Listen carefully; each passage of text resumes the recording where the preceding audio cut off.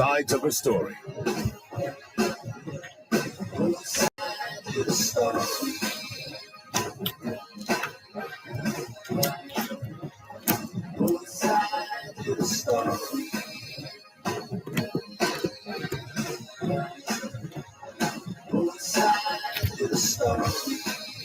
Both sides of a story.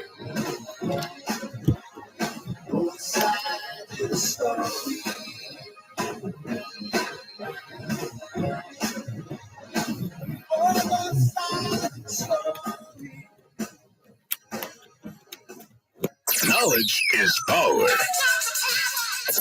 Class is in session, hour 106. Hold fast to dreams. For if dreams die, life is a broken-winged bird that cannot fly. Hold fast to dreams. For when dreams go, life is a barren field frozen with snow.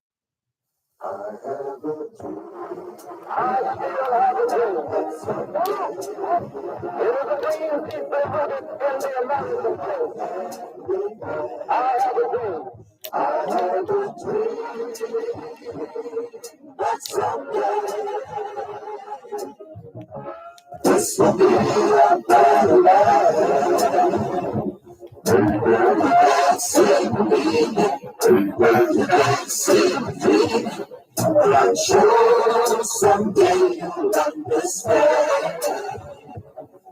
We can all be better every day together and dream.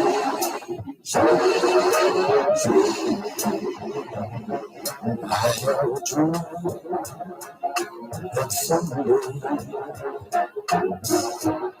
we will all work hand in hand. I have a dream someday this is going to be a banana. Maybe you can't see my dream, you can't see my dream, but I'm sure someday you'll understand. If you want to get it together.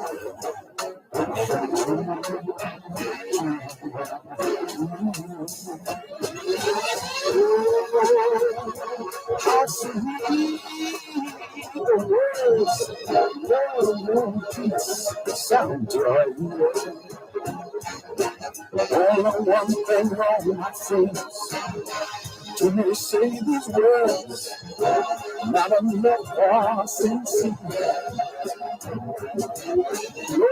Oh, the words of freedom, liberty, stands out in my soul and my mind. Tears come to my eyes, just as a blind.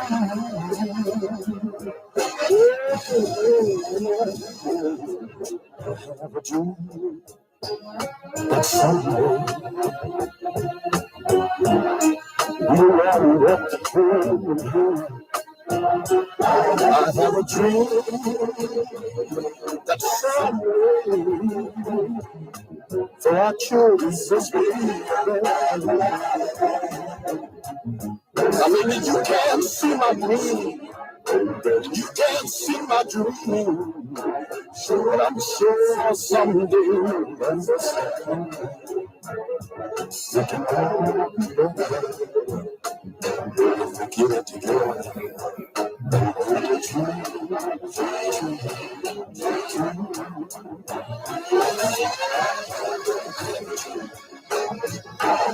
Sing it. Oh, my dream come true from me and for you. Dream the impossible dream.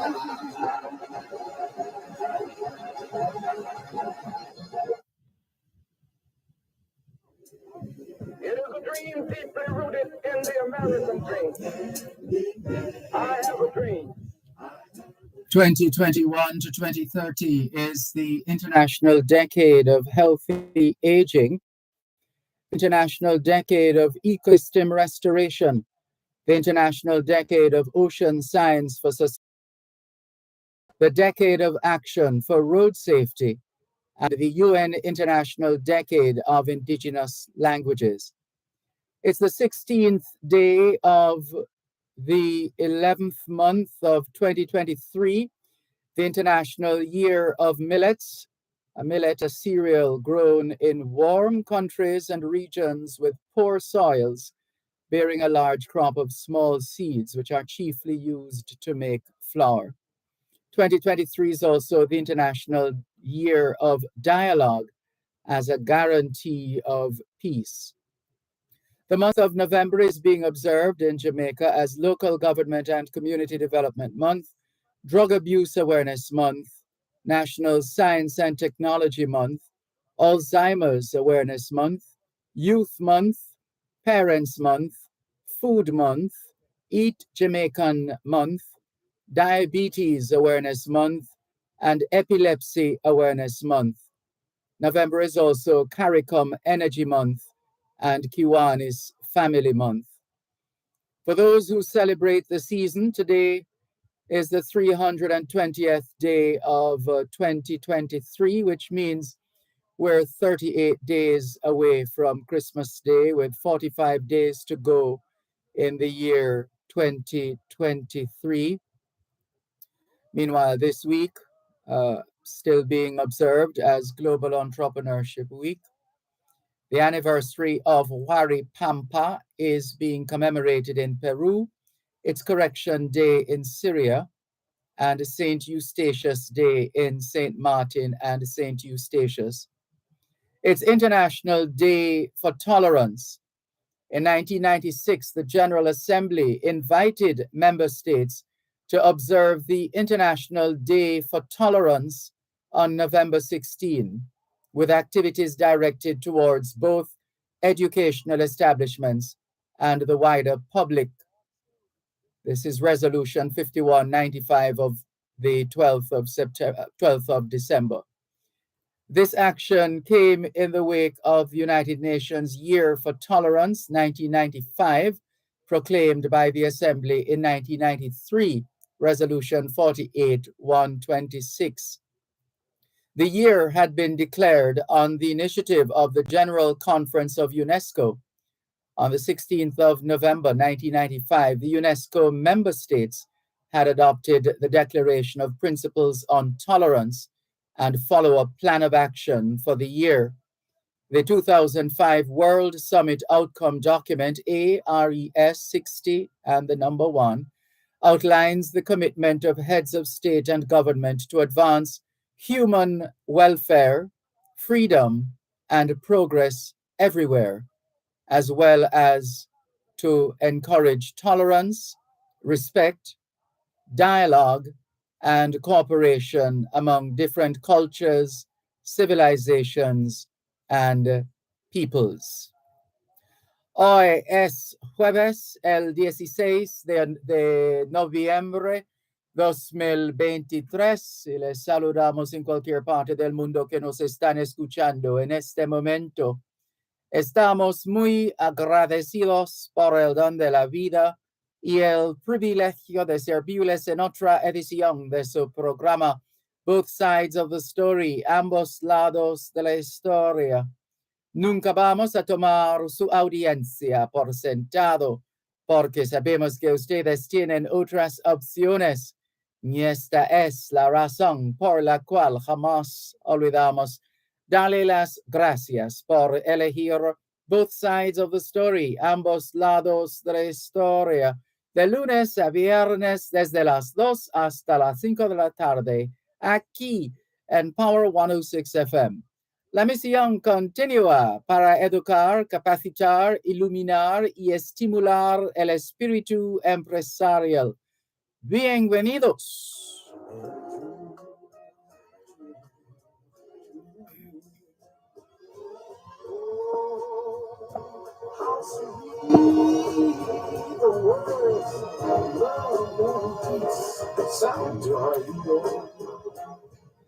Ce jeudi, le 16 novembre 2023 et nous vous saluons tous qui nous écoutez où que vous soyez dans le monde.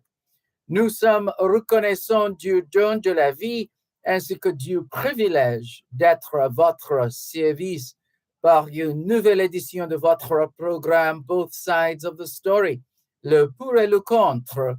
Nous ne considérons pas votre fidélité comme l'un de soi parce que nous savons que vous avez l'embarras du choix.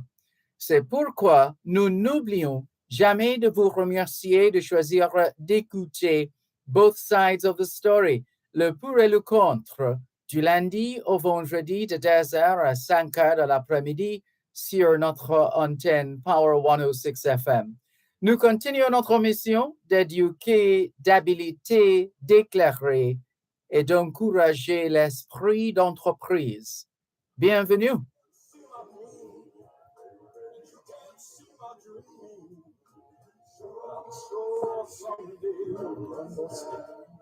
All we're saying is it's Thursday, the 16th of November, 2023, and we greet you well wherever in the world you are listening to us right now.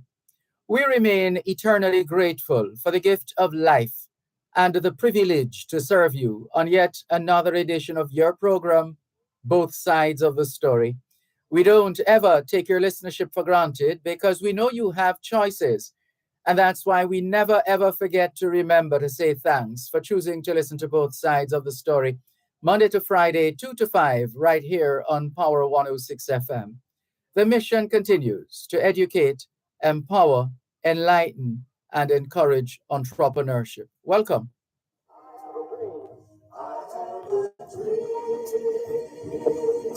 Someday, this will be a better life. You're listening to Power 106 FM. The time is now 2:15. Importers, are you tired of the hassle? Are you tired of the wait? Value your time because we value yours. Request contactless clearance through your agent to clear your personal, non-commercial shipments at the ports. It is more efficient. It is secure. For more details, at contactless clearance at jca.gov.jm. Contactless clearance, powered by the Jamaica Customs Agency. Jamaica Customs, keeping our customers in focus. It's the most wonderful time of the year. Shop now in the spectacular Christmas sale at Home & Things. Make the season merry and bright with new tiles, bathroom fixtures, faucets, vanities, and shower stalls. Or deck the walls with lighting, home decor, plus so much more. Jingle all the way home with incredible prices and unbeatable deals in the spectacular Christmas sale at Home & Things. Old Hope Road and Constant Spring Road. 'Tis the season to shop at Home & Things.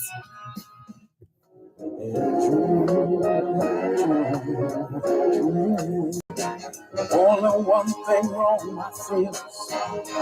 You may say these words, not enough are sincere.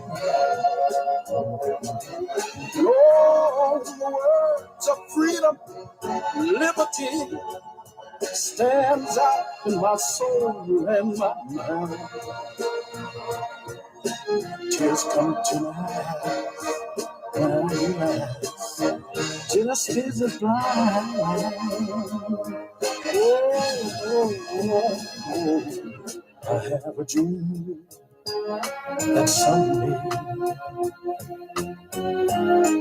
we'll all walk hand in hand.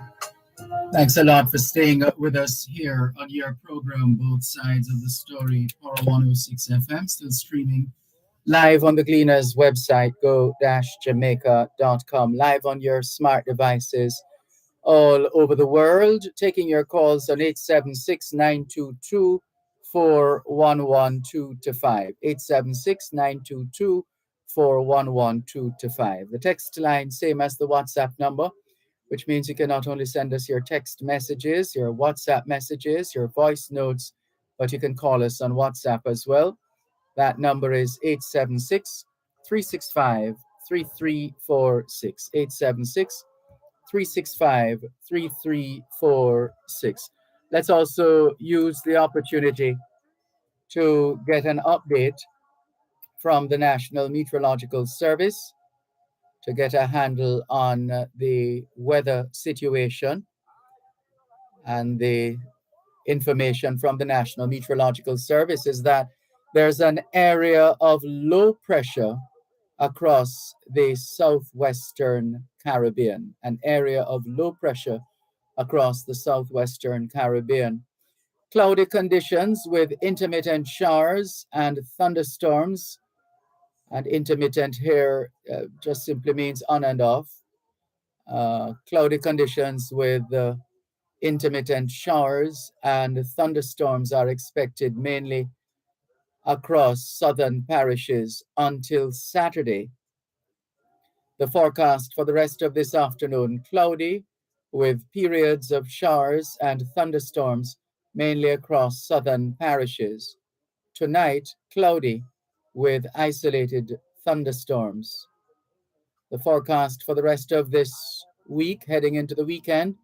Tomorrow, Friday, widespread showers and thunderstorms affecting most parishes. Saturday and Sunday, cloudy days. And there's a cold front near western Cuba. And you know they're not too far away from us, right? In Cuba, there's a cold front near western Cuba. So that's the latest weather from the National Meteorological Service. And we'll continue to monitor developments in that regard. Good afternoon to Jennifer Stewart from Q Road in Kencott, East Central St. Andrew. She says, good afternoon, Sir Dervan and everyone listening. Good afternoon, Jennifer Stewart. Audrey Smith says, good afternoon, Dervan and listeners tuning in from Southampton. Welcome, Audrey Smith in Southampton in England. Faye Weller reminds us that she's listening. That's good to know, Faye Weller. Thank you very much. And someone here is saying that they're getting rain, getting some rain in St. Mary. Thank you very much for sharing the information, and all the very best as we continue with more on your sides of the story. Paro 106 FM, still streaming live on the Gleaners website. Go to Jamaica.com, live on your smart devices all over the world. And let's go to the text, same as the WhatsApp number, 876 365 3346. Let's go through these messages as quickly as possible. Some of them are from yesterday, and we're checking the relevance as we go along to determine which ones we're going with. Calvin Hodge Lake, good afternoon to you. Kevin Galloway, hello as well. And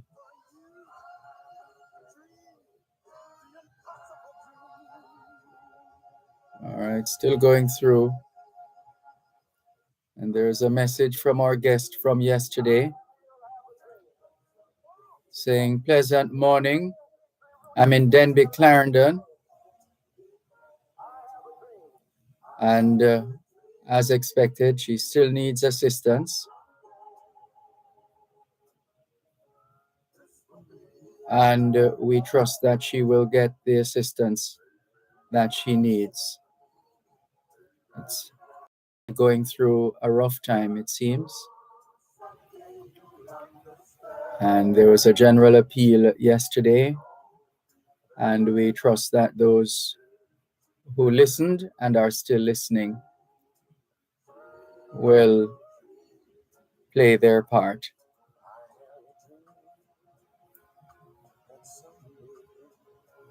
Elorid says, Mr. Malcolm, I wondered if the mayor of Portmore knew how much tax money is collected each year and how much of that money is given back by the local government minister to Portmore. There is no way one can call the mayor and talk to him. Once you do, you are told to speak to your councillors. I think we read that message already.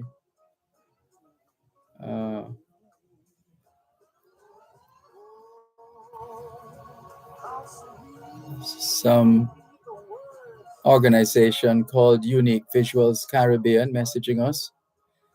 James in East London sharing clips from stories in the United Kingdom, stories in the media. Church of England backs plans for trial blessings of same-sex weddings. Nigerian granted asylum for being gay before having 3 children.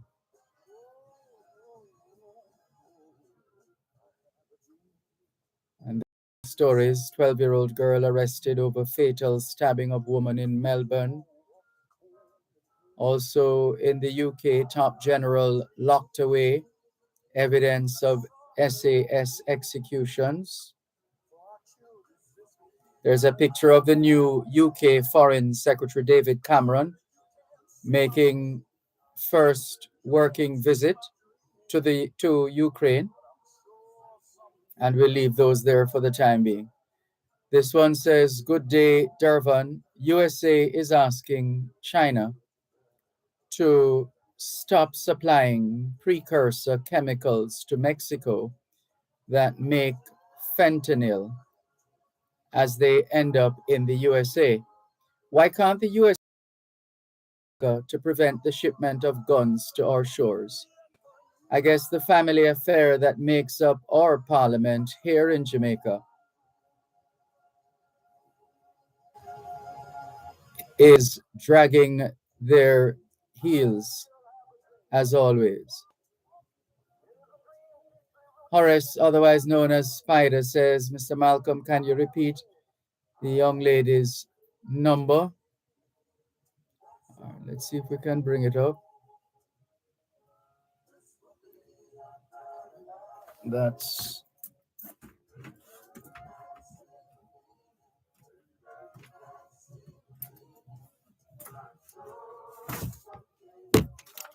That number is 876 328 6867. That's 876 328 6867. Hope you got that. 876 328 6867. That's the number for Patricia, who is seeking assistance from the general public. 876 328 6867.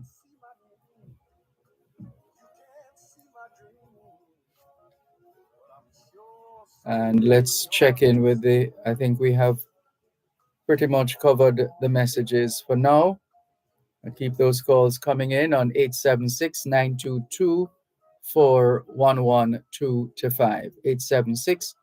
876-922-411225. Hello, Inez Ayona Campbell. Pleasant Thursday to you too. Angela Forrest says, good afternoon, Mr. Dervan. How are you doing? We had rain in Clarendon and St. Anne. Thanks for sharing. Good afternoon to Melissa Bennett, our former colleague here at Power 106 FM. Good afternoon, Melissa Bennett. Thank you very much for your message. And let's keep the program going. We have come across some very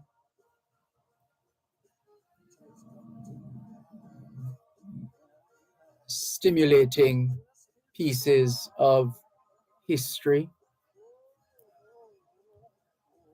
that we want to share as well, as usual. Hello to the congregants of the New Carmel Moravian Church in Westmoreland. If that church is still functional, well, more power to the church. It was officially opened on this day in 1828. The building was 60 feet by 35 feet, but very soon it was realized that it was not large enough to hold the growing congregation. August morning, August 1st, 1834, was a morning never to be forgotten when at New Carmel, 1,200 assembled to rejoice at freedom's dawn. So they were marking freedom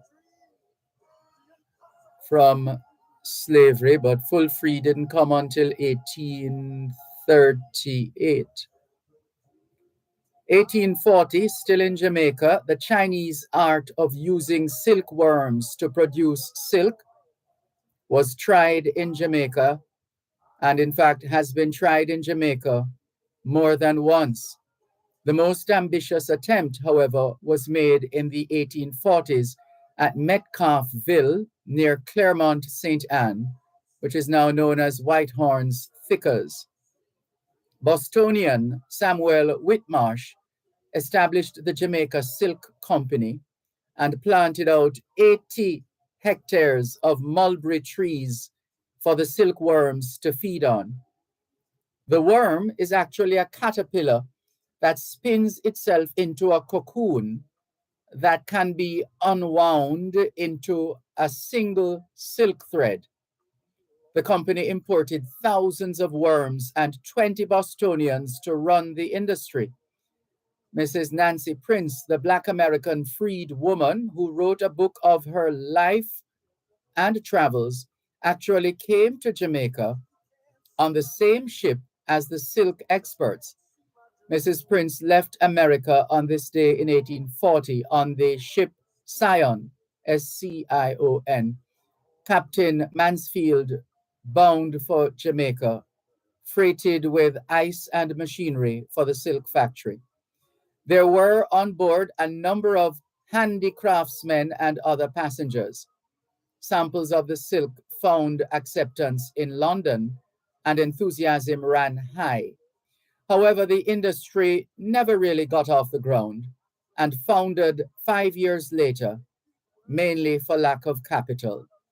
Mulberry Gardens in Spanish Town reflects the fact that there was once extensive mulberry plantations on the bank of the Rio Cobre, planted out by the Spanish settlers with the intention of starting a silk industry. Like so many things in this country, we start them, but sadly, a lot of the work remains unfinished. We have to change that part of our culture. 1915, Coca-Cola had its prototype for a contoured bottle patented on this day in 1915. The bottle made its commercial debut the following year.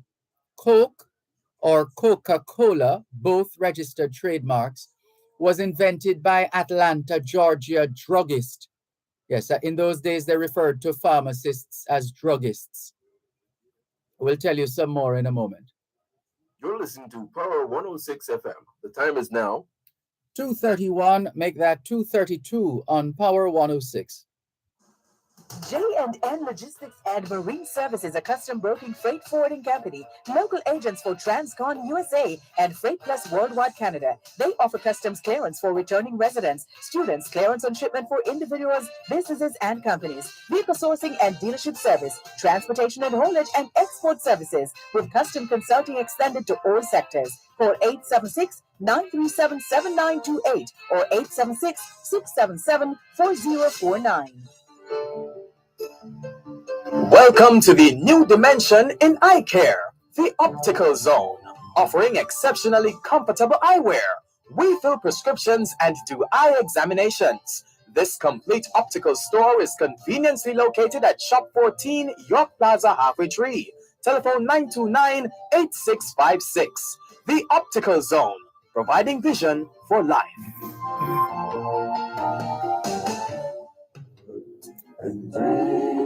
So whether you call it Coke or Coca-Cola, it was invented by Atlanta, Georgia druggist Dr. John S. Pemberton in 1886, and is so named because its original ingredients were derived from coca leaves and cola nuts. Coke is also slang for cocaine, And for this reason, the Coca-Cola Company long avoided use of this name, especially because up until 1909, Coca-Cola did contain minute amounts of cocaine. While the Supreme Court declared Coca-Cola and Coke exclusive trademarks, cola was ruled a generic word that anyone could use. Coca-Cola's slogans, "The pause that refreshes" and "Coke is it," are also well known. In 1985, a Mr. Frederick Koch, that's spelled Koch, but pronounced Coke, Mr. Frederick Koch of Guilford, Vermont, got tired of people pronouncing his last name Koch, Kotch, and changed his last name to Coke is it. Coca-Cola objected to the use of its trademark, but finally reached a settlement with Mr. Coke is it, letting him keep his new name. For the record, the actual coiner of the name Coca-Cola was Dr. John Pemberton's bookkeeper, Frank M. Robinson, who invented it in 1893. In those early days, Coca-Cola was advertised as the esteemed brain tonic and intellectual beverage. And finally, did you know that the original color of Coca-Cola was green? Yes, the original color of Coca-Cola was green. And we'll give you a little more. The old Port Antonio courthouse bears a plaque on the wall inside the building, which bears the message to the governor from the Secretary of State for the Colonies, dated November 16, 1918, after World War I. The old Port Antonio courthouse, now occupied by NCB, I believe, is made of stone and brick building and was erected in 1895 on the direction of the colonial secretary. It consists of 2 stories and has an upper veranda, both at the front and the rear of the building. It's fenced round by an ornate iron baluster and is supported by columns of cast iron work made by William McFarlane and Company of Glasgow, Scotland. Soon after its erection, the parish council obtained use of the lower section of the building in exchange for another building they used on Harbor Street. The United States and the Soviet Union established diplomatic relations for the first time on this day in 1933. LSD was synthesized on this day in 1938 by Swiss chemist Albert Hofmann of Sandoz Laboratories. The first local radio station here in Jamaica, VP5PZ, donated to the government by John F. Dervan, estate owner and amateur radio operator, was officially inaugurated by Governor Arthur Richards on this day in 1939. It began a daily broadcast from 5 p.m. to 7 p.m. to keep the mercantile community informed as regards food prices set by the war authorities on staple goods and other necessities and hurricane warnings. The station operated from a house on Seaview Avenue in St. Andrew. 1942, every seat at Edelweiss Park at Crossroads, St. Andrew, was taken, and hundreds stand for more than 3 hours, then rushed forward at the end of the meeting to sign a resolution prepared by the People's National Party demanding self-government. Occasion was the launching of the party's campaign for self-government for Jamaica.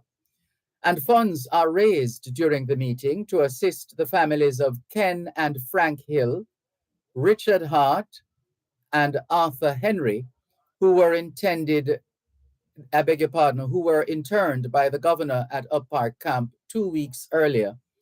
Contributions included the proceeds from the sale of 4 oil paintings donated by 4 artists who had been assisted by Frank Hill in the past. And let's see, we still have more. On this day in 1945, the Jamaica Public Service Company announced it was now providing electricity to 15,347 customers. In 1924, it served only 3,958 customers. Today, the Jamaica Public Service Company has more than 600,000 customers. 1960, Education Minister Florizel Glasspool announced that as of January 1st, 1961, infant school training would be reduced to 2 years instead of 3, with children entering at 5 years old instead of 4. And the length of primary and senior school training would be 5 years and 3 years, respectively. 1964, Jamaican teenage singing sensation Millie Small began rehearsals for the Rise and Fall of Nellie Brown, a BBC TV drama of a young Jamaican girl's first Christmas in England, to be broadcast on December 17, 1964. Millie Small's recording of My Boy Lollipop, which was released in England in 1963, had become an international bestseller. It was produced by Chris Blackwell and the musical arrangement done by the great Jamaican guitarist Ernest Ranglin.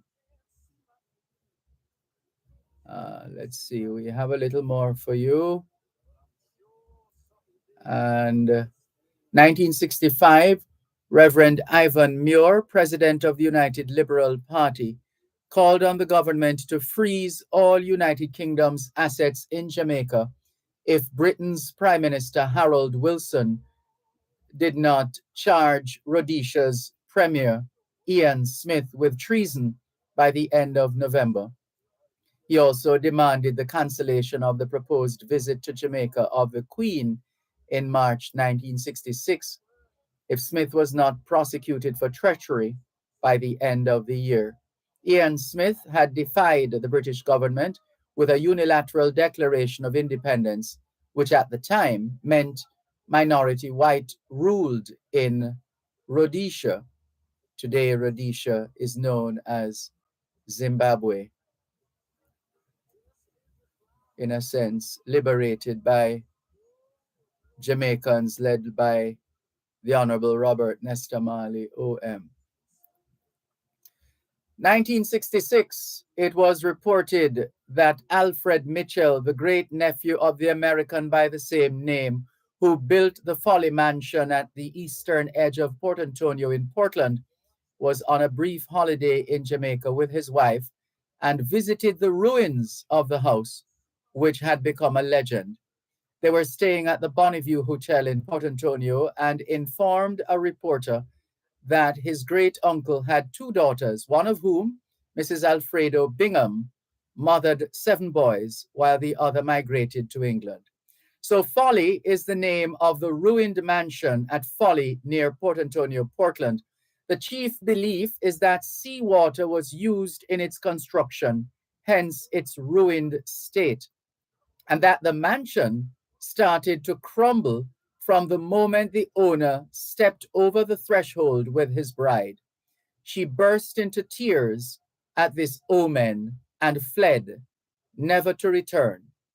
The property fell into neglect and ruin, testament to a rich man's folly. Folly Mansion was in fact built by Alfred Mitchell of New London, Connecticut, in the USA in 1905, and he and his family lived there on and off until his death in 1912. He was originally buried at Folly, but his remains have been removed to Connecticut.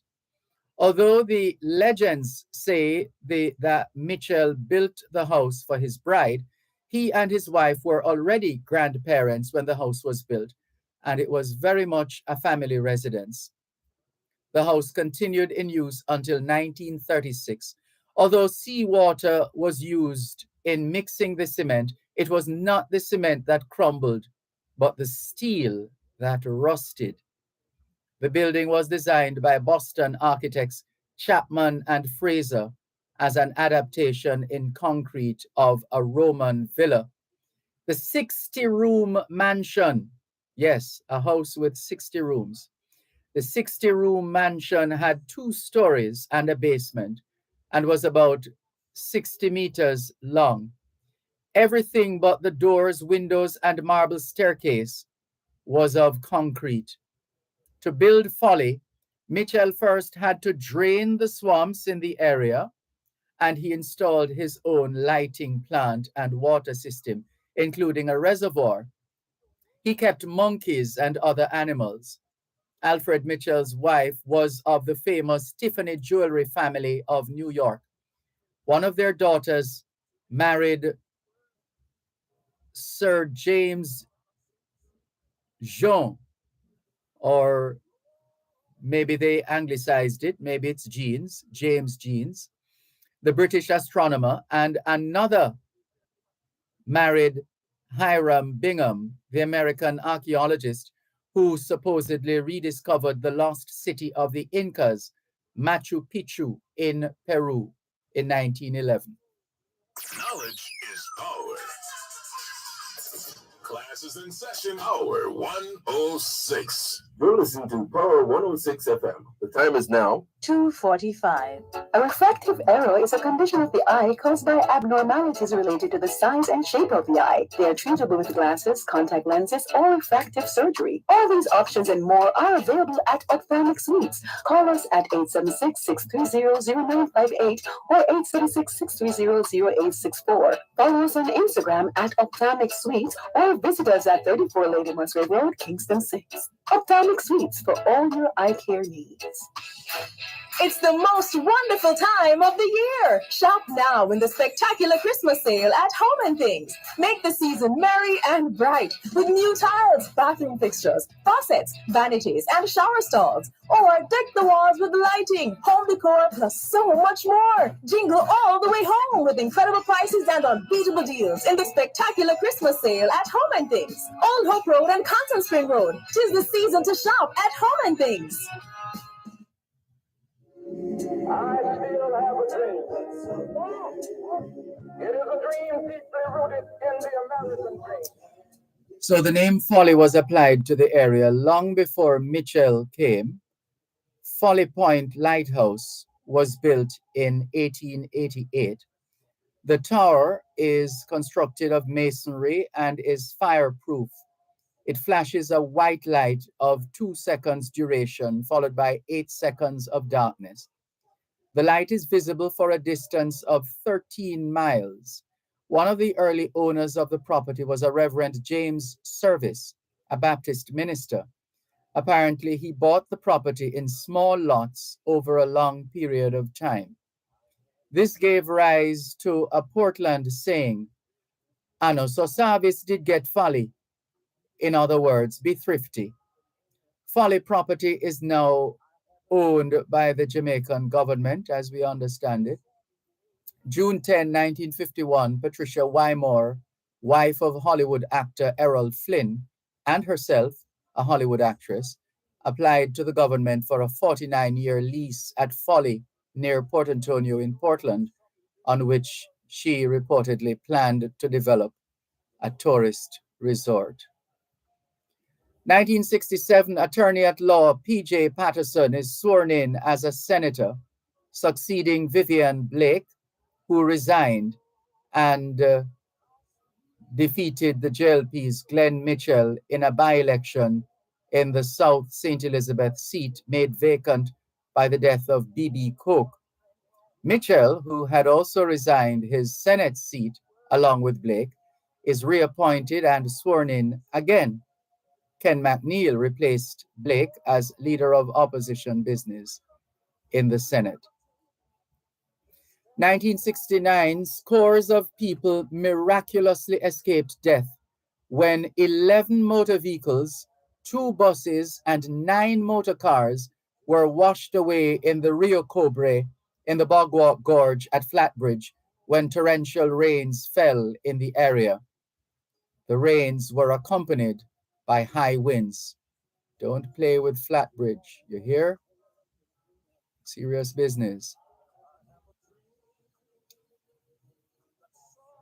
1969, Prime Minister Hugh Shearer responded to a demonstration by Jamaicans at the Brixton Town Hall in London protesting against the deportation of Black Power activist Walter Rodney in October 1968 by telling them that when Black Power represented Black ambition, Black equity, and Black equality of opportunity, his government would endorse it as soul brothers, but will not support violence and destruction by people crying Black Power who wished to pull down and destroy what others had built. 1973, the post of chief was created by the Jamaica Labour Party as an exclusive office for its founding leader, Sir Alexander Bustamante, who retired from active politics in 1967. The post was retired when Sir Alexander died. And how about some beauty contest politics now? 1976, because of the arrival of Miss South Africa to take place in the Miss World 1976 contest being held in London, England, the Committee for Women's Progress issued a statement condemning the continued participation of Cindy Breakspear, Miss Jamaica 1976. So far, the contestants representing Trinidad and Tobago, Malaysia, India, the Philippines, Swaziland, India, Sri Lanka, the Seychelles, and Yugoslavia had pulled out because of South Africa's apartheid policy.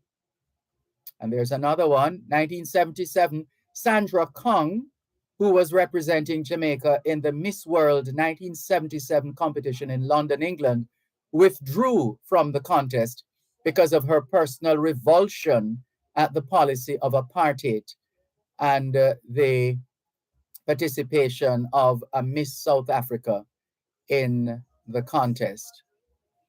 1983, the KSAC's engineer Percival Latouche, who was sacked by the corporation, was given 3 more months in office at the request of local government minister Alva Ross, who asked that he be held pending the identification of a suitable replacement.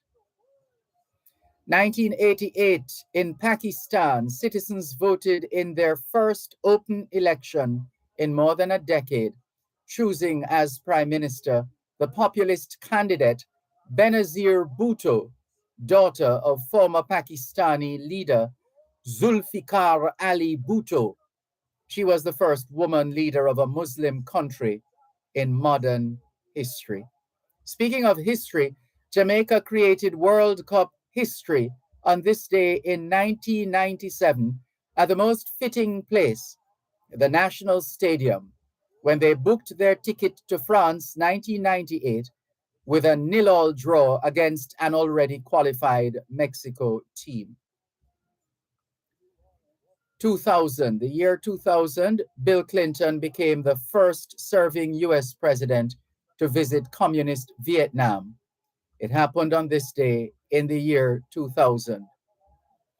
2004, Robert Pickersgill, the Minister of Transport and Works, began the debate on the Transport Authority Amendment and Road Traffic Amendment Bill, which proposed steep increases in penalties for illegal operators from the then maximum of 25,000 to as much as a minimum. These figures, one of these figures not right.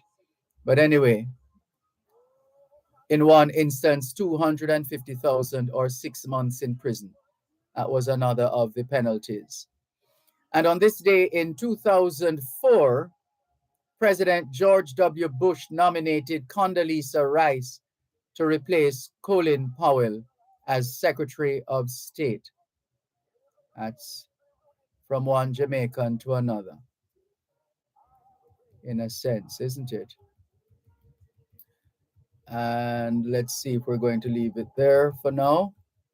All right, let's see. Let's leave it there for now and get in some calls and messages. In the meantime, 876-922-4112 are the numbers to call. 876-922-4112. The text line, same as the WhatsApp number, which means you can not only send us your text messages, your WhatsApp messages, your voice notes, but you can also call us on WhatsApp. That number is 876 365 3346. 876 365 3346. What's on your mind this afternoon? Let's hear it. All right. Let's see. This one says, oh no, those are, oh, this one is current. Hello, Dervan. So I heard callers to the financial show in the morning saying the USA is going down against China financially. Well, if you want to bet against the USA, you do that at your own peril. Good afternoon, says Randy Williams. Thank you for your message, Randy Williams, and all the very best. Let's see who else is online. Maureen Grant Gauntlet says, pleasant afternoon, Sir Malcolm, and all listeners from across the world. We continue to listen and learn. Take care, everyone. Thank you very much, Maureen Grant Gauntlet. And Jennifer Stewart says, Sir Dervan, please send shout out to Dwayne Pennicott in Kencott. Good afternoon, Dwayne Pennicott in Kencott. A few cots there. Hubert Fowlin says, good afternoon, Mr. Dervan Malcolm, Power 106 FM and both sides of the story. Good afternoon, Hubert Fowlin. Thank you very much for your message. Donna Bell says, good afternoon. Good afternoon, Donna Bell. Thank you very much for your message. Appreciate it. Thank you. And the others, keep the messages coming in. Thank you very much for your input and your support here on both sides of the story. Power 106 FM, still streaming live on the Gleaners website, go-jamaica.com, live on your smart devices all over the world, and taking your calls on 876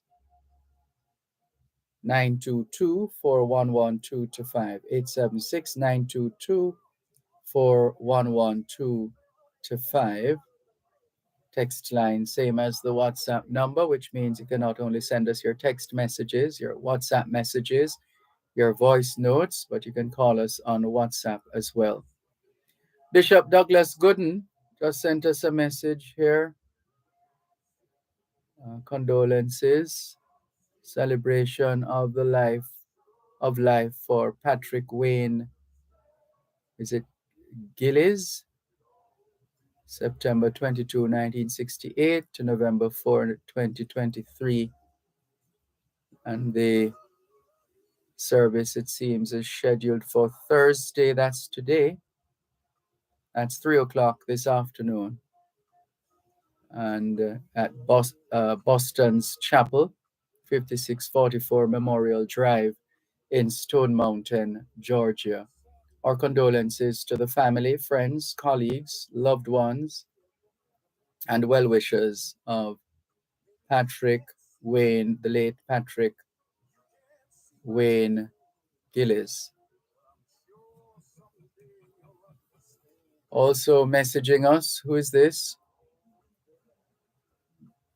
Coming from Chris. Blessed day, Malcolm, coming from Chris in Kingston, Balmoral Avenue. Chris from Halfway Tree. Thank you for connecting, Chris from Halfway Tree, and all the very best. Take care.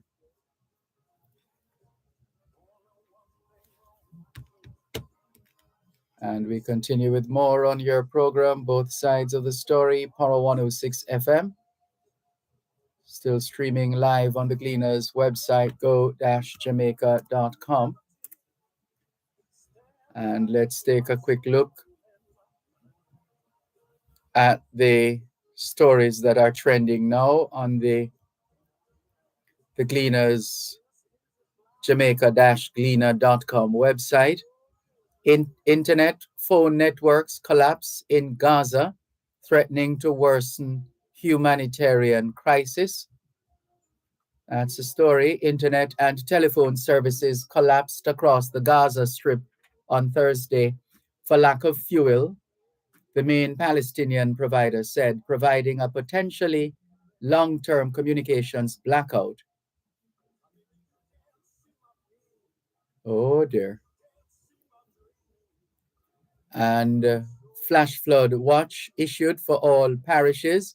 A flash flood watch is now in effect in Jamaica for all parishes until 8 o'clock tomorrow morning, Friday, the 17th. This means that flash flooding is possible. The Meteorological Service of Jamaica says residents should be careful and keep informed and be ready if and when action is required. More in a moment.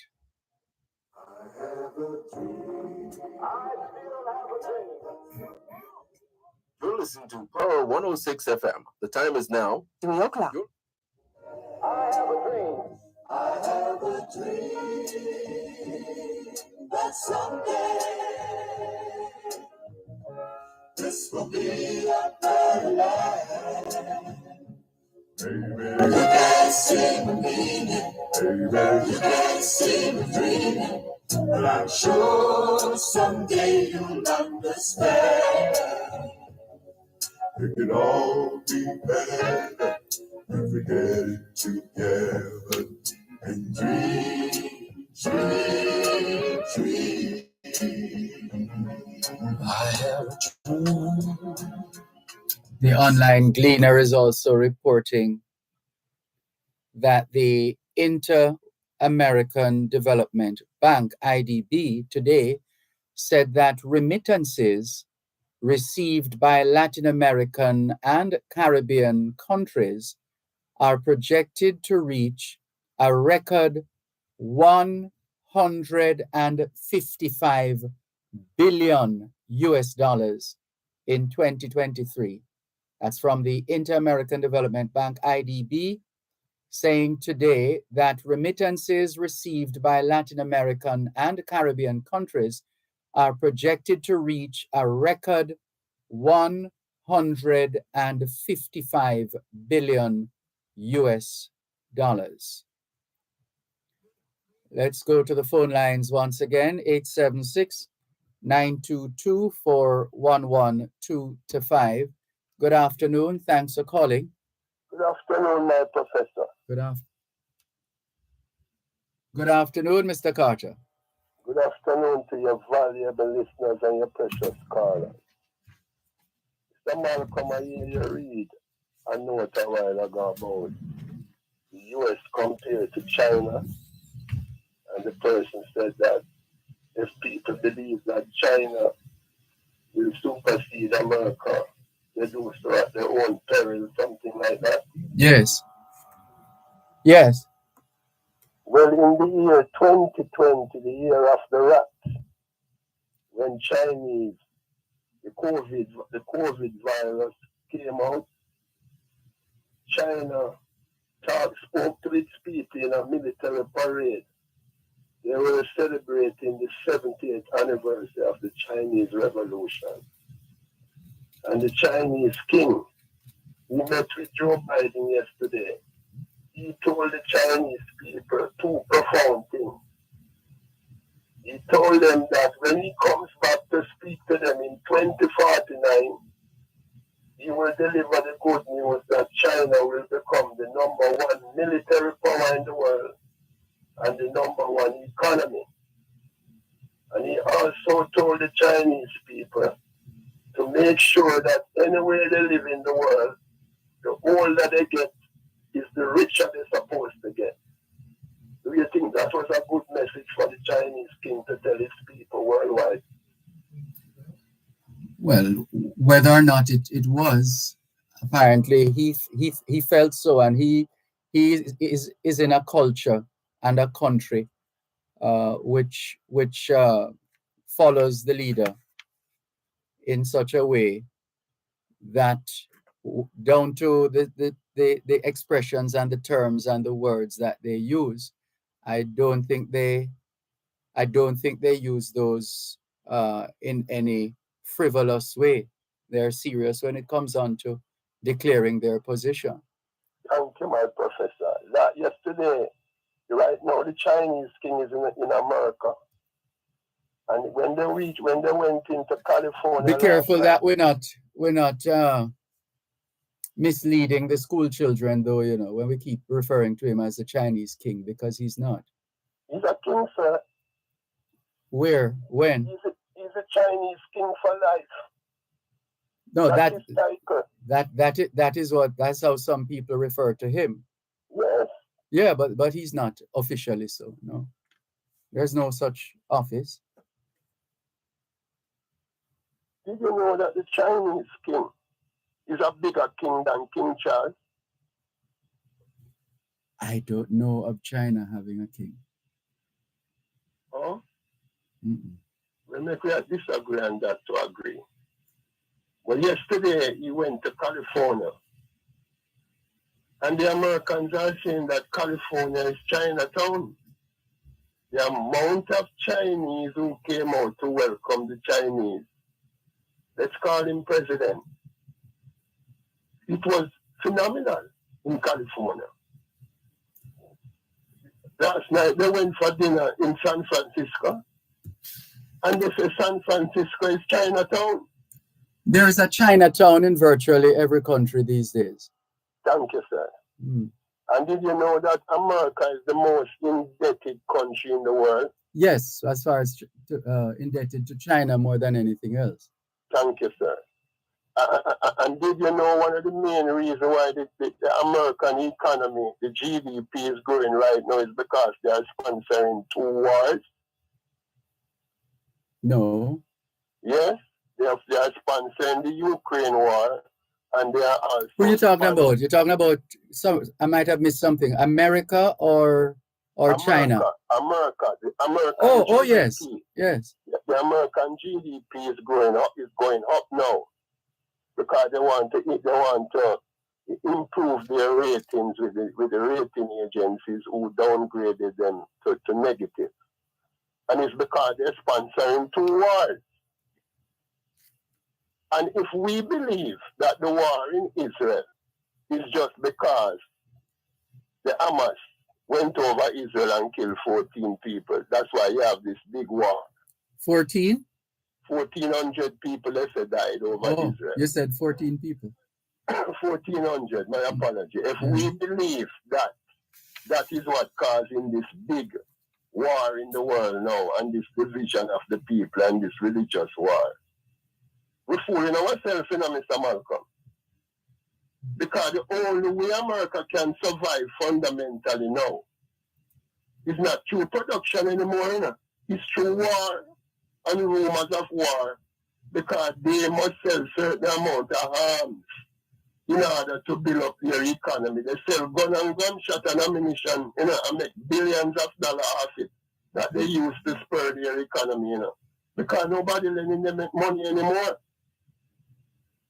And that is why the system, the Great Reset will come, and they're going to have to cashless the system and digitalize the system.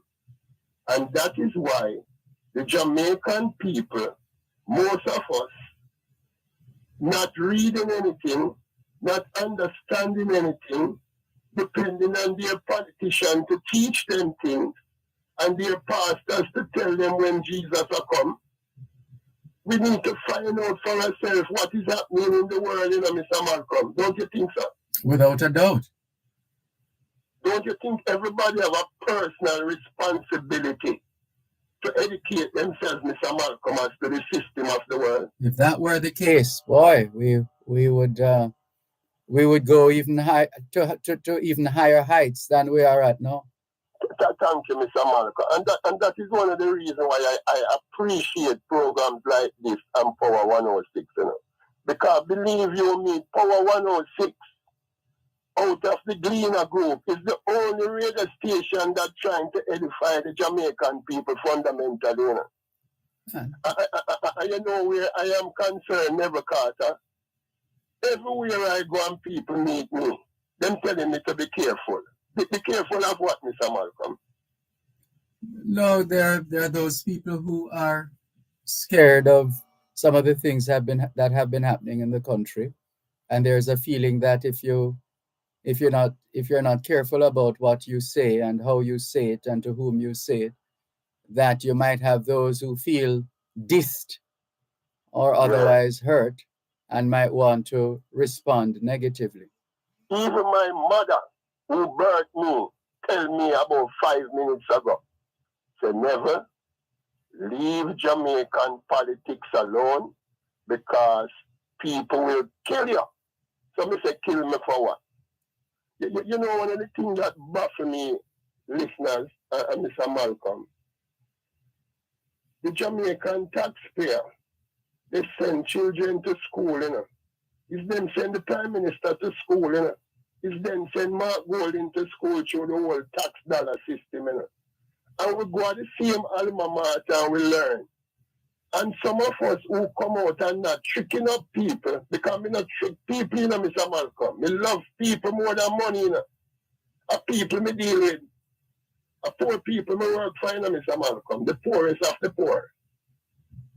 And if me can come on the radio and I try to make life better for some people while it doesn't affect some people, or what kind of culture this? Because some people love money more than people. Apparently.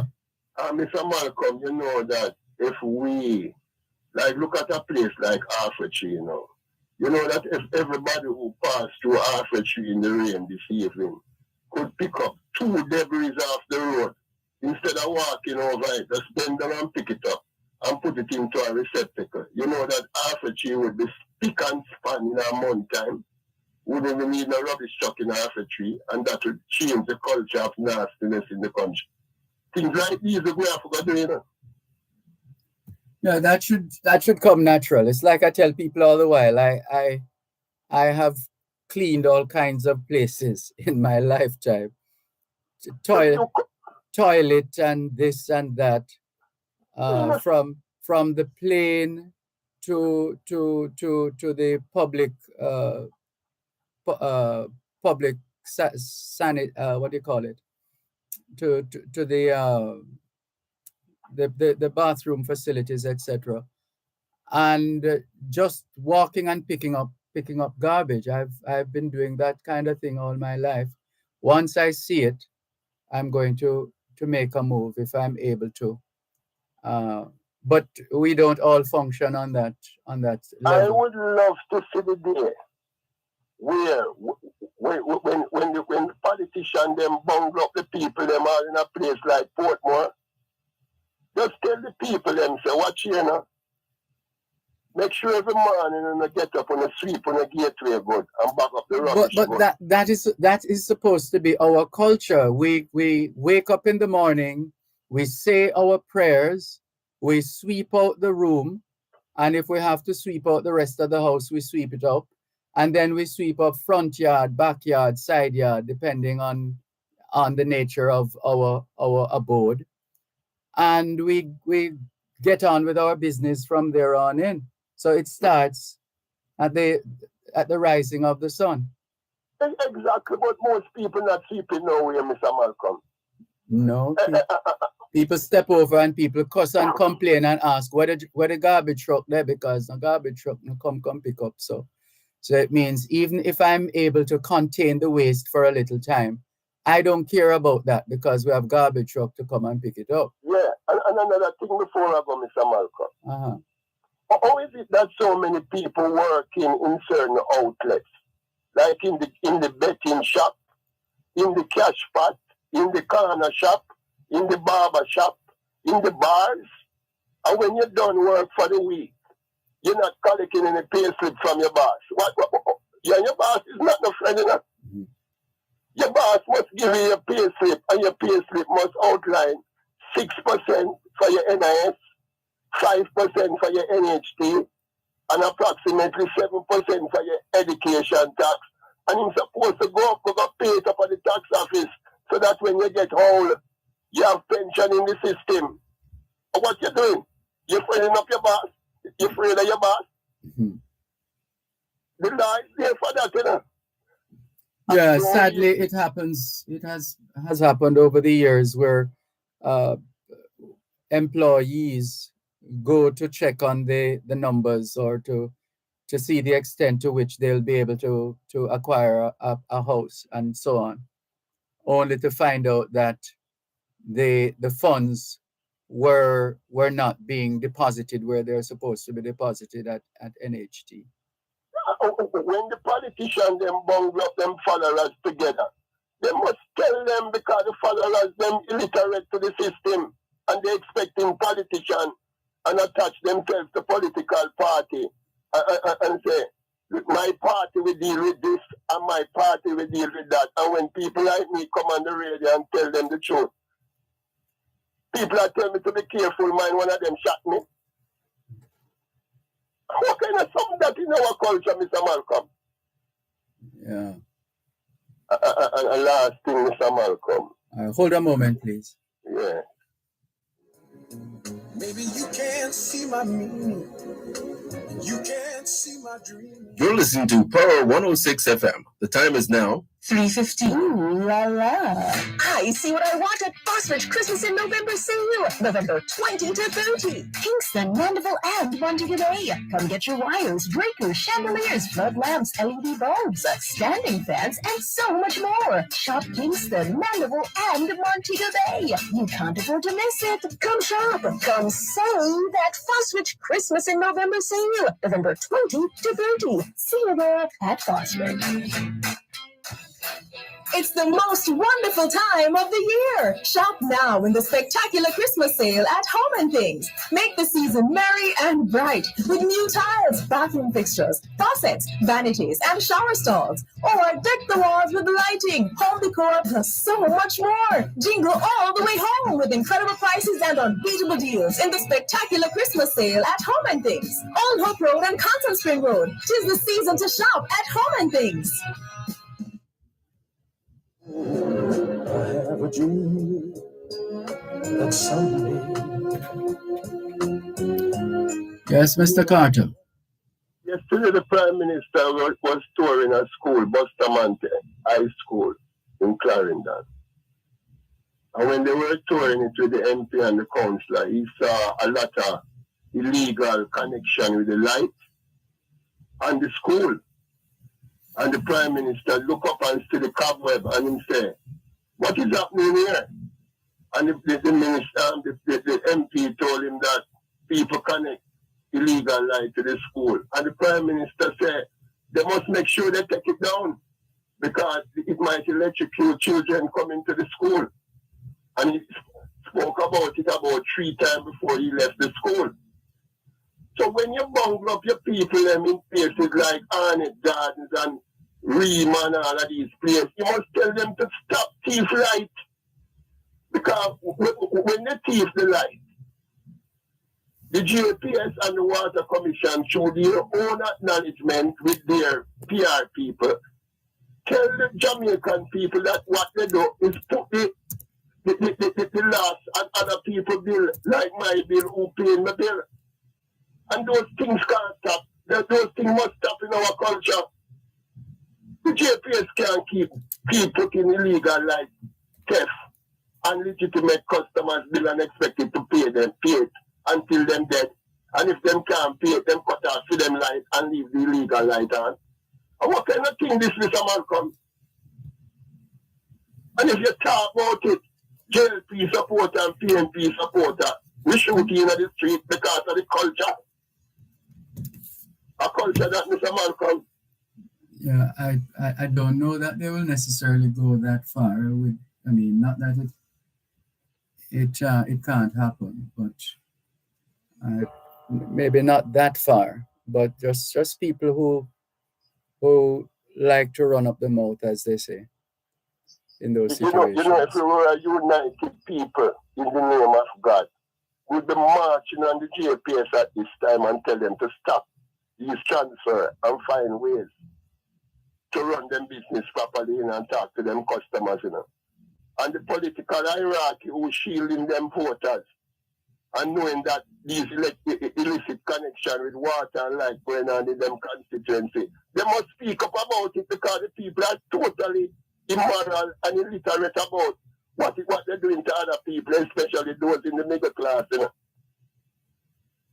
Take care of your program, Mr. Malcolm. Thank you for the call. Take care. Yeah. All right.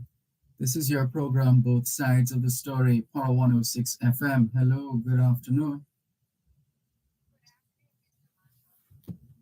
And how are you today, sir? I am. My first time. Welcome. Second time listening to your program, but the first time calling in. I sent you a message on behalf of Mr. Plummer, a heavy listener of your program. And he called me today, and we spoke, but he said he didn't hear from you. So I would like if you could check your email when you have a chance, your WhatsApp rather, and you will see what he has to say, the good words to you. Because I cannot read it back from this here now, from my phone here, as I'm speaking to you on it. And continue your good work. Okay, sir? Okay, thank you very much for the nudge, so that I can be reminded to look out for that message. Mr. Plummer, you said? Yes, it's over here. I sent it, and he was asking me. He called me today, and I said, yes, and I even sent you. When I said send you, I mean Mr. Plummer. I sent him a copy of what I sent bad. to you. Don't feel bad, and don't worry too much, but I do get a lot of messages. I can imagine. From day to day. So I try my best to go through them. I'll see how quickly I get through to Mr. Plummer's message. Yes, he did a list of your program, and he told me about you. Okay. Okay then. God bless. Continue the good work. Thank you very much. Bless you too. Take care. Yeah. Bye-bye. Bye-bye. This is your program, Both Sides of the Story, Power 106 FM. Hello, good afternoon. Thanks for calling.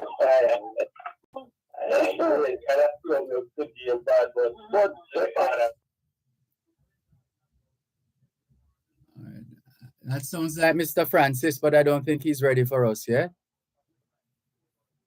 Sounds like he's in another conversation. Let's see.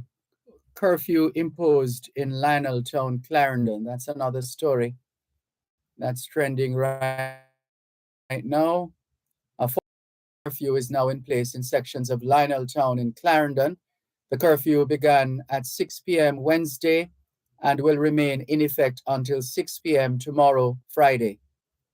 That's a 48-hour curfew now in place in sections of Lioneltown in Clarendon. The curfew began at 6 p.m. yesterday, Wednesday, and will remain in effect until tomorrow, Friday, 6 o'clock in the evening, tomorrow, Friday. All right, thanks for sharing, Lena. And keep the messages coming. Nicola in Central Jamaica is greeting us as usual. Hello, Nicola.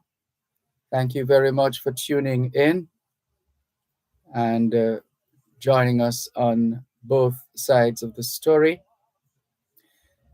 Here's a message from Lloyd Berry, aka King Lloyd. Good afternoon, Mr. Dervan. Good afternoon, Jamaica. Mr. Dervan, can you please say hello to Staley Paul, hello to Barry D, hi to Miss Heather. She's here in Philadelphia, always listening to your program. And hi to J. Diana James. Love you all, one love. all coming from Lloyd Berry, aka King Lloyd. And this one says, man is a king just like when King Faugh, Faugh, was king in his country. Saudi Arabia, like Shank, something is missing here. Chiang Kai-shek. Your mother is right, Neville, says the rest of the message. And this one says, blessings, Mr. Carter is so right. And thank you very much for your message. Keep those comments coming in here on your program, Both Sides of the Story, Power 106 FM. This one says, good afternoon, Mr. Malcolm. Last week, a listener said that NIS pensioners had received the increase and retroactive payment. Not quite. The pensioners who collect at the post office, whose books expired a month before the announcement of the increase, are yet to receive theirs. The NIS office says because their books were already printed, they have to wait until the current book is finished, so they will not get the increase and retro until next month. Next month is in another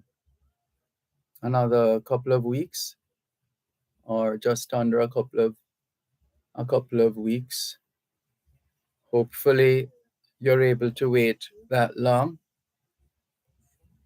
and you're able to get by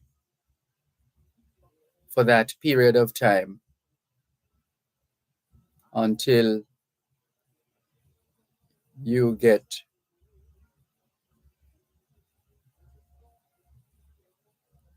the resources that will help you to deal with your obligations. All right, hope you got that. Thank you very much. 876-922-4112-5, the numbers to call, 876-922-4112-5. The text line, same as the WhatsApp number, which means you can not only send us your text messages, your WhatsApp messages, your voice notes, but you can call us on WhatsApp as well, 876-365-3346, 876-365-3346. Also coming up, I see winter, some winter system just popped up and then off the screen. Predicted winter storm is set to wreak havoc on holiday travel. That's another of the trending stories at this time. The Thanksgiving is 1 week from today, says the story, meaning that one of the busiest travel periods of the year is almost here. Millions of Americans will be flying, driving, and catching trains all over the country to be with family, gorge themselves on feasts, and fall asleep on their couches in a communal post-turkey nap. But travel conditions throughout 2023 have been fraught with chaos and setbacks, and naturally, the Thanksgiving rush will be no exception. As of November 15, a huge winter storm system is expected to sweep the states right around Thanksgiving, bringing unfavorable travel conditions to many areas. If the forecast covered here holds true, we can expect a large storm system to bring winter weather to much of the United States. At the moment, it seems like the eastern states are expected to get the worst of it, with strong storms and wind expected from the southeast up into New England next Tuesday and Wednesday. Members of the diaspora, good afternoon to you. Trust you will exercise all the precautionary measures to keep safe if and when this winter storm hits. Thank you very much for staying with us here on your program, Both Sides of the Story, Power 106 FM, still streaming live on the Gleaners website, go-jamaica.com, live on your smart devices all over the world.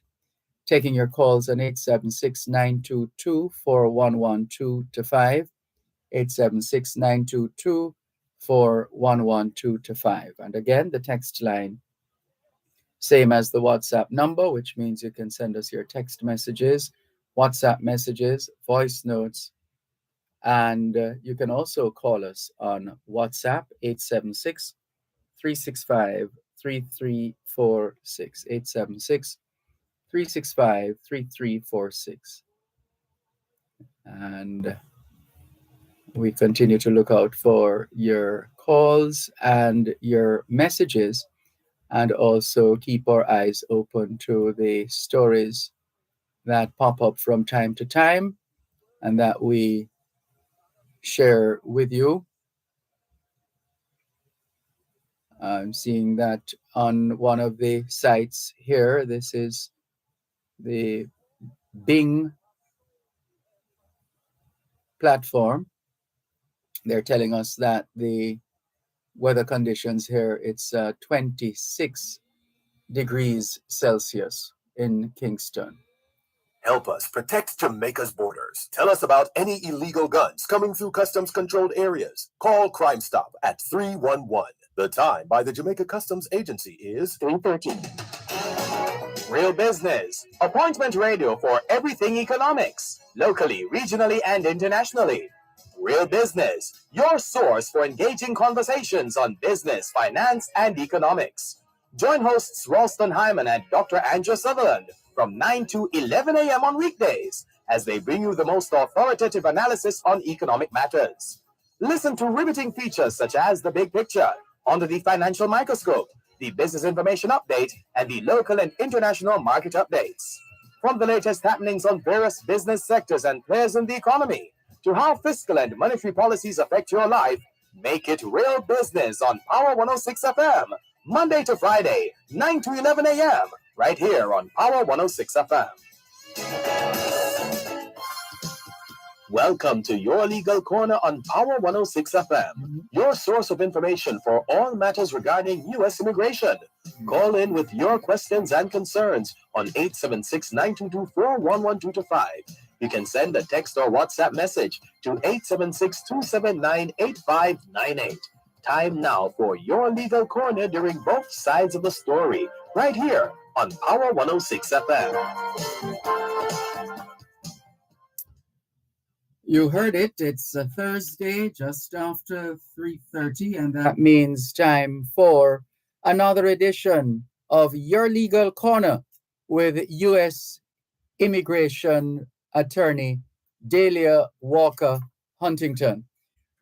We're taking your calls on these matters, therefore, on 876. Once it has something to do with U.S. immigration, any U.S. immigration question you have, now would be a good time, especially for those of you who perhaps are going to be heading to the States for Thanksgiving and for Christmas, etc. Now would be a good time to ask all the questions you need to ask so that you are ready to travel and ready to go.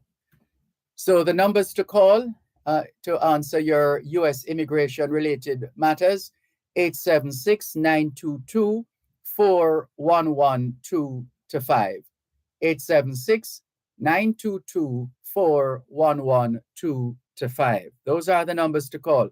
Any U.S. immigration question that you have. The text line is the same as the WhatsApp number for Your Legal Corner. It's 876-279-8598, 876-279-8598. Once again, 876-279-8598. 8598. Any U.S. immigration question that you have, here's your opportunity to have those questions answered. And let's say hello, welcome, and good afternoon to Dahlia Walker Huntington. Dervan, how are you? I am fine, thanks. And you?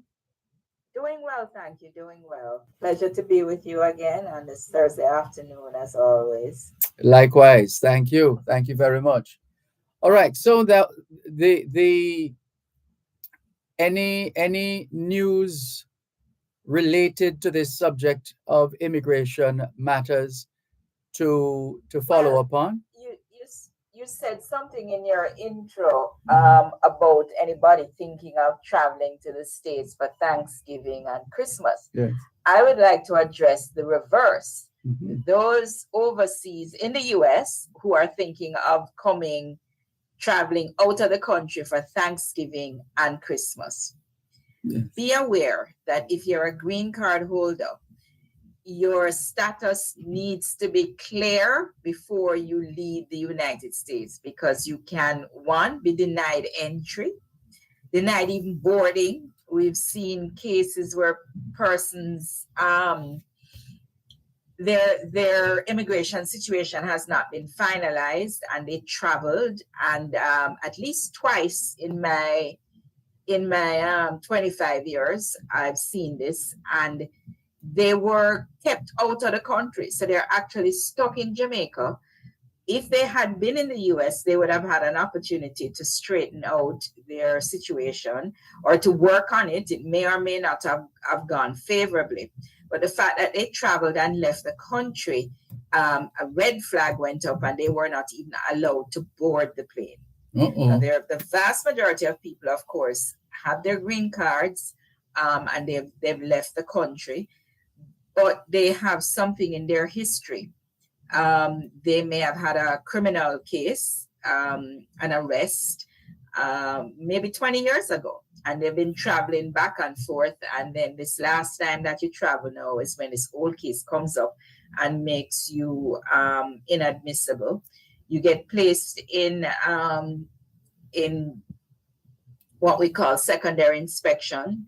You might be allowed into the country, paroled into the country to bring those records to an immigration office, usually at the airport or close by. And then that generates what we call a notice to appear, which is a charging document that puts you in front of an immigration judge. Sometimes persons have their green card, but they have a case in court, and the matter is not resolved, and they get placed in secondary. And yes, sometimes they're allowed in, but other times you may meet an officer and a supervisor who says, look, we're going to detain this person because we're not clear what is happening. They have an outstanding immigration case.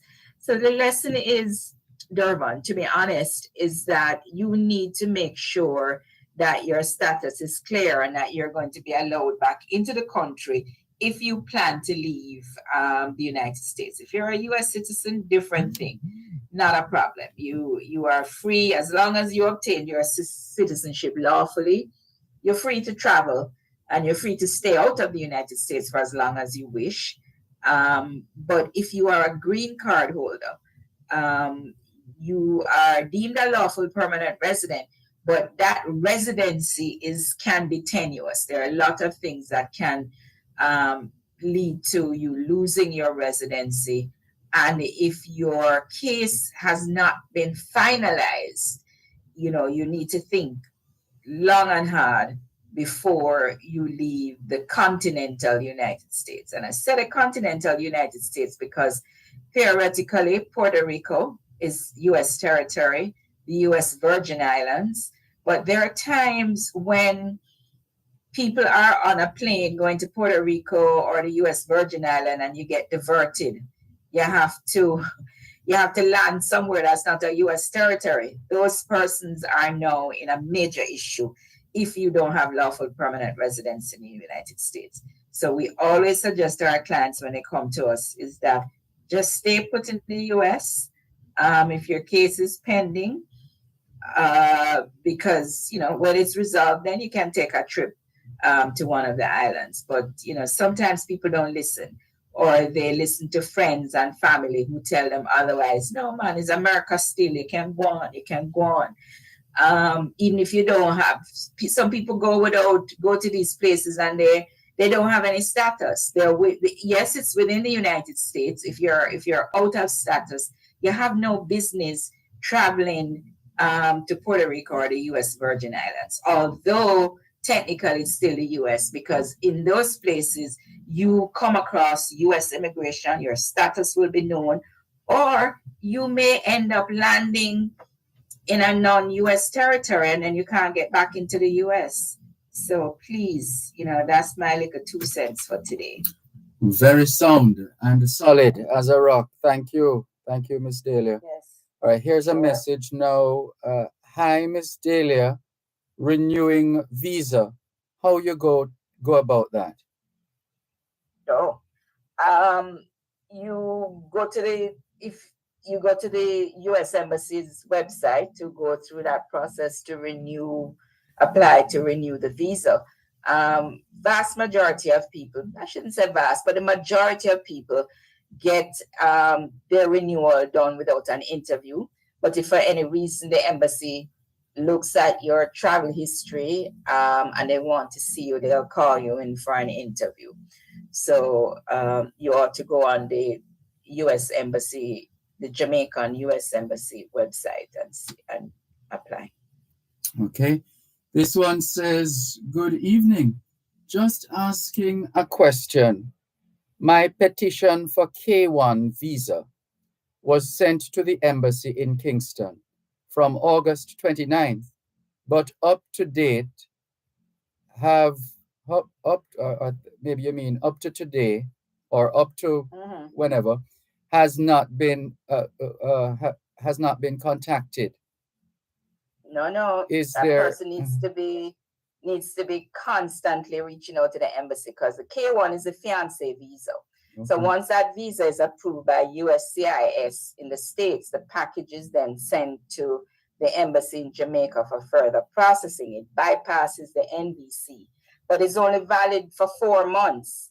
So that person needs to be hounding the embassy as to what happened. Their package may have slipped through the cracks, so they have until next month. I don't know when in August, or they say August 29th, so they have until December 29th for that visa to be valid. So they need to move with all deliberate speed. Oh, wow. All right, listeners, if you're just tuning in, this is Your Legal Corner with U.S. Immigration Attorney Delia Walker Huntington. If you have questions in relation to immigration, U.S. immigration matters, here's a glorious opportunity for you to have those questions answered. And the numbers are 876-922-4112, 4113, 4114, and 4115. The text line and the WhatsApp number are one and the same.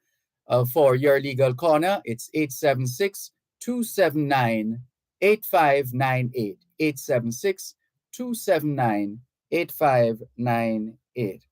Here's another message. Good day, Miss Delia, Mr. Dervan. I have an upcoming interview at the embassy. What is best to carry my documents in? What is best to carry my documents in, and how best to arrange them? Thanks. Couldn't answer that question because I have so many questions. Certainly, if the person is an immigrant visa applicant, then they would have received instructions from the NVC when they got their appointment. So I suspect that that's what the person is talking about. So they need to read the instructions carefully. There are several pages, but they need to read the instructions. They'll tell you what you need to bring, what they need updated. And it's important that they follow those instructions so you don't have to go back. Is it routine for, well, this is me now. Is it routine for those seeking to acquire a visa or to renew to be given any form of guidance, or is it routine to give guidance to say you have to fill in for a visitor's visa, you mean? Yes. Well, when you pay online, you get a receipt that has information with your appointment date on it. Mhm. It has the appointment information and instructions. It has barcode, and it tell you to appear in person and what to do. It tells you what to do and what documents you are to bring with you. So whether it's a non-immigrant visa or an immigrant visa that you're going in for an appointment on, instructions are given.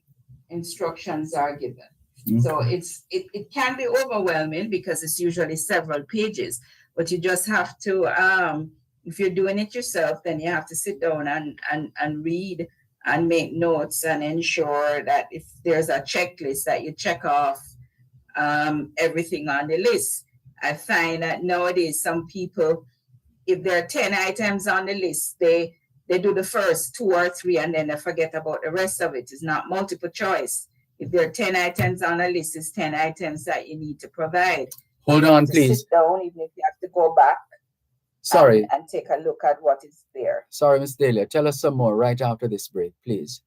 For any project, ABC Electrical Sales has all your electrical supplies at the best prices. 8 Hagley Park Road, Kingston, 754-3714. The time by ABC Electrical Sales is 3:45. You're listening to Your Legal Corner, your source of information on all matters regarding U.S. immigration. You can call in with your questions and concerns on 876-922-411225. You can send a text or WhatsApp message to 876-279-8598. Now, back to Your Legal Corner during both sides of the story on Power 106 FM. Thank you for staying with us on Your Legal Corner with U.S. Immigration Attorney Delia Walker Huntington. You heard the numbers, but we'll repeat 876-922-4112-5. That's 876-922-4112-5. The text line is the same as the WhatsApp number for Your Legal Corner, 876-279-8598. 876-279-8598. Any question to do with U.S. immigration? This is the time. This is the place. And here's another message. Good afternoon, Ms. Delia and Mr. Dervan. When taking my documents to interview, is it okay to use a paper clip to pin the visa pic to documents? What? Sorry, let me go again. Good afternoon, Ms. Delia and Mr. Dervan. When taking documents to interview, is it okay to use a paper clip to pin the visa pic to documents? Of course. I mean, I think this person is just nervous, really overthinking it now. Just use the paper clip when you go and you or organize your papers so that you can readily access them. Okay. And this one says, good day. My application was denied as something is missing here. As it stated that information requested was not provided in time. However, no request was received, and the timeline of events provided does not show where information was requested. Additionally, so the person went on, sorry. Additionally, yeah, so it sounds as if this person was filed for what they call a request for evidence, or RFE was sent. They never received it, and because they didn't receive the RFE and consequently USCIS didn't receive the response, so they denied it. You can file a motion to reopen, motion to reconsider, which is legal and factual argument to them to reconsider, especially if something has been pending for several years, and they just get to it, and then they request something and you didn't get it, because then it would, if they don't reopen the case, you're going to have to refile. But there is a time limit on reopening the case or filing a motion for reconsideration. So they ought to contact an attorney as quickly as possible so that the time doesn't run out. Well, there's a bit more here. Not only the address was changed and was done over the phone. No actual proof that is there. Can anything be done?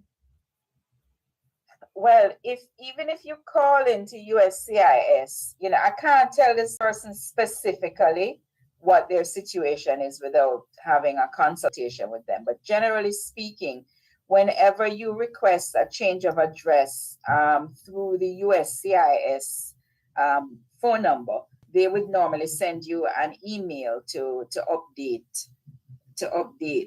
confirm that you have changed the address. So a lot of questions and investigation will have to be done to see how this person can prove what they're saying, and within the 33 days file a motion to reopen or a motion for reconsideration.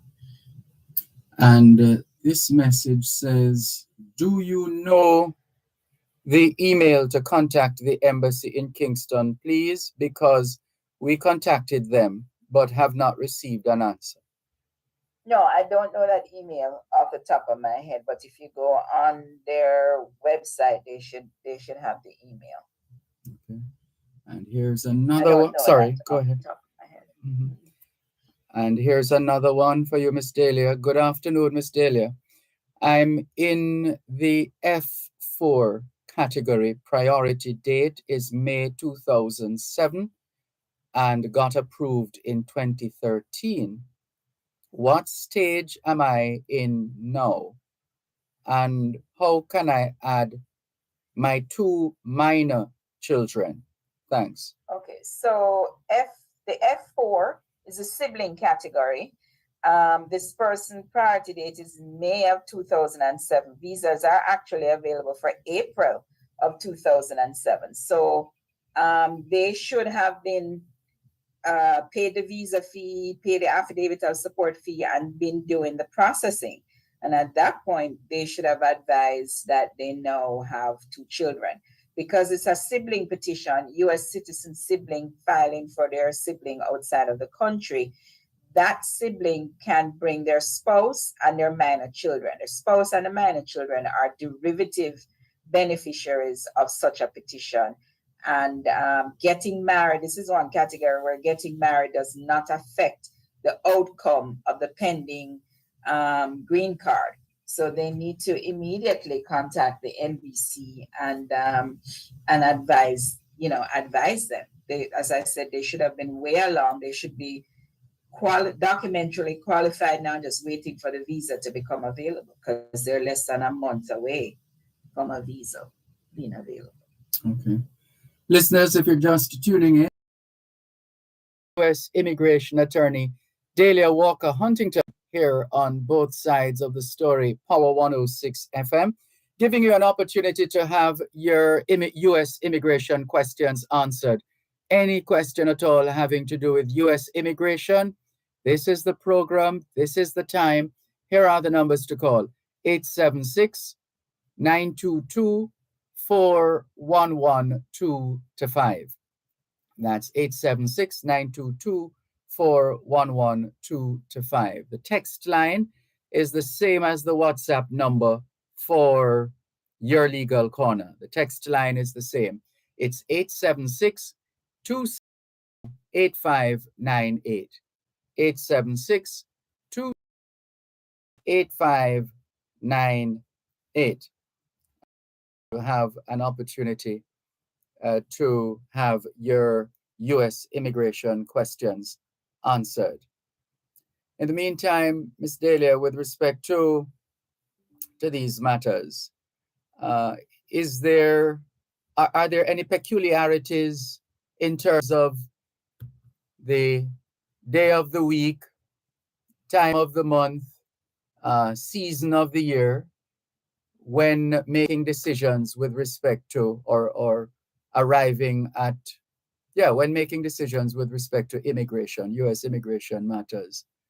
Um, is there No, not at all. Not at all. okay. There are people with, theories about when visas are being given or denied at the embassy. I don't subscribe to those theories. I am unaware of any such thing.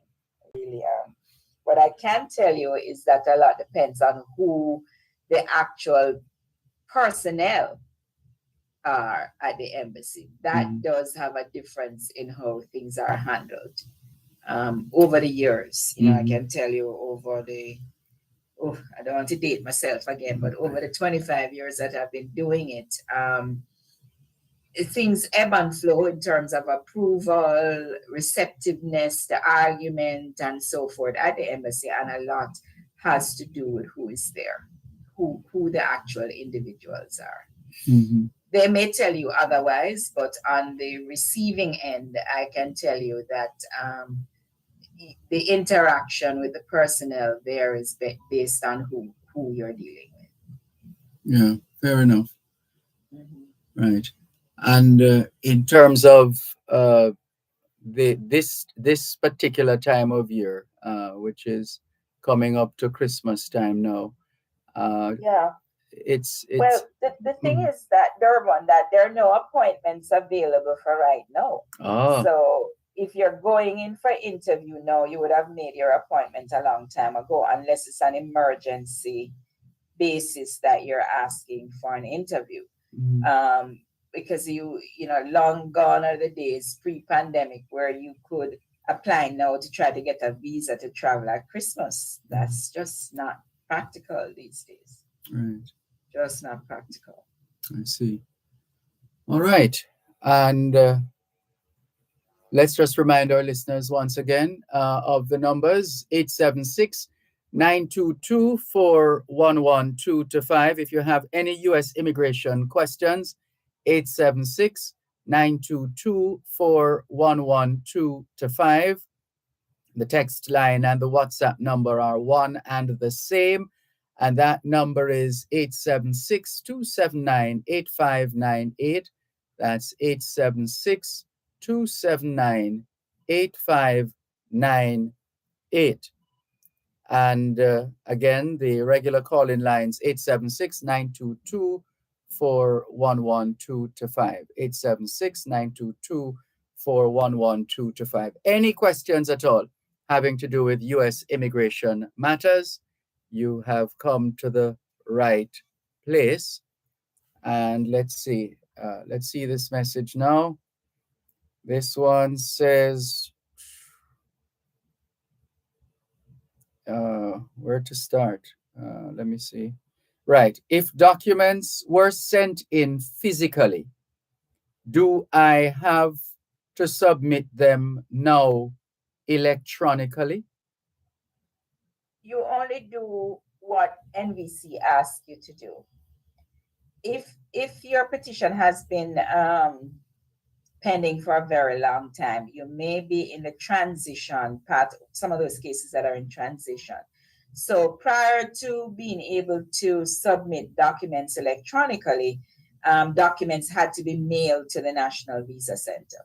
So if you mailed things, it would have been quite a while ago, or in the interim, your case is still one of those that are taking mailing documents. They may ask you to mail it. So whatever they ask you to do is what you should comply with. Okay. And the vast majority of cases are being done electronically, but there are some cases that are still in the old processing system, the old system, and they will ask you for documents to be mailed. Okay.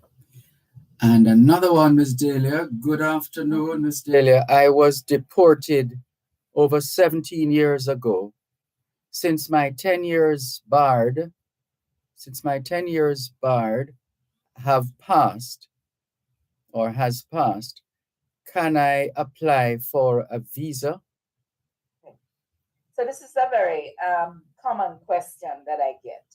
So when people are deported from the US, they get a document that says you're out for 5, 10, 15, 20, or sometimes it says permanently. People believe that after those 5, 10, 15, or 20 years have passed, it's okay for them now to get a visa to go back. The reality is that 5, 10, 15, 20 years pertains to a specific nuanced little application that you would have to do if you're applying to go back within the 5, 10, 15, or 20 years. But it does not mean that after that time has expired that you're now free to return. What it means is that you can apply without that second step. That second step is no longer required. However, whatever caused you to be deported from the United States will continue to make you inadmissible to the United States. So the next line of inquiry has to be, why were you deported? What were you deported for? And is there a way for you to overcome that continued inadmissibility to be returned to the United States? And many times the answer is no, particularly if it's a drug charge, drug trafficking charge. You will not be able to return. But that's generally speaking. So for this person who wrote you the message, we would have to take a look at their record to see why were they deported. Is there any waiver of that inadmissibility available to them now, notwithstanding the fact that 10 years have passed? I crave your indulgence, Ms. Dahlia. Just if you could give us a couple more minutes. There's just one more situation that has come in terms of information, and then we'll cut off at that point. One moment, please. At Wellington Dental, they offer cleaning, filling, whitening, and other services for the entire family. The time by Wellington Dental is 4 o'clock. Importers, are you tired of the hassle? Are you tired of the wait? Value your time because we value yours. Request contactless clearance through your agent to clear your personal, non-commercial shipments at the ports. It is more efficient. It is secure. For more details, email Jamaica Customs at contactlessclearance@jca.gov.jm. Contactless clearance, powered by the Jamaica Customs Agency. Jamaica Customs, keeping our customers in focus. It's the most wonderful time of the year. Shop now in the spectacular Christmas sale at Home and Things. Make the season merry and bright with new tiles, bathroom fixtures, faucets, vanities, and shower stalls. Or deck the walls with lighting, home decor, plus so much more. Jingle all the way home with incredible prices and unbeatable deals in the spectacular Christmas sale at Home and Things. Old Hope Road and Constant Spring Road. 'Tis the season to shop at Home and Things. You're listening to Your Legal Corner, your source of information on all matters regarding U.S. immigration. You can call in with your questions and concerns on 876-922-411225. You can send a text or WhatsApp message to 876-279-8598. Now, back to Your Legal Corner during both sides of the story on Power 106 FM. And we're wrapping now. This is the last of the queries. This one says, good afternoon. I have a 17-year-old daughter who I accompanied her to the U.S. Embassy recently. And to my surprise, she was denied. My daughter is doing very well in school. Her father has his visa. The first 10 years, he only traveled once. He spent 3 days.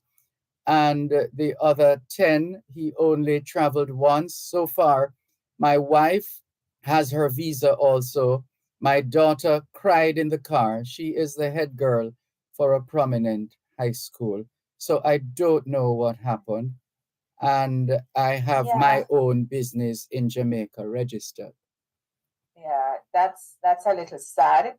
But what happens is at that age, they believe that she's not going to come back. She hasn't convinced them that she's going to return to Jamaica. So everybody has this immigrant intent, and they have painted this child with it.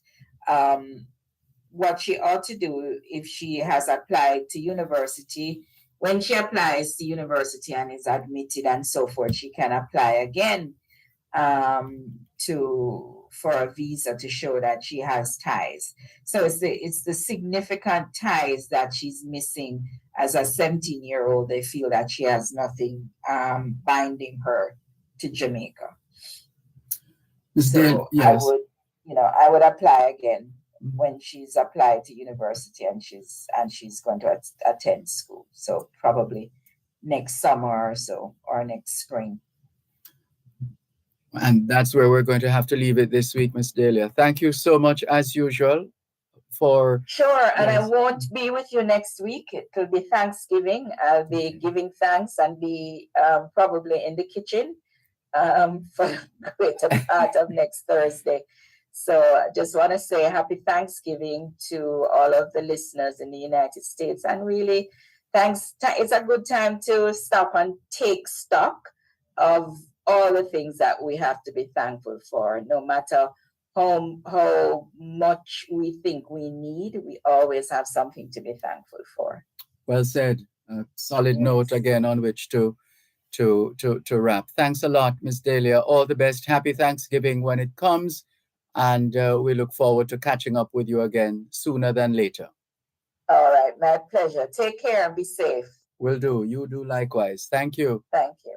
Bye-bye. That's Delia Walker Huntington, U.S. immigration attorney, speaking with us and sharing and answering questions on Your Legal Corner during both sides of the story here on Power 106 FM. You've just listened to Your Legal Corner, your source of information for all matters regarding U.S. immigration. Join us next Thursday at 3:30 p.m.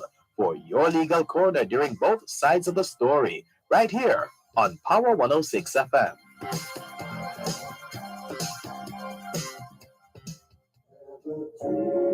I still have a dream. It is a dream deeply rooted in the American dream. I have a dream. I have a dream that someday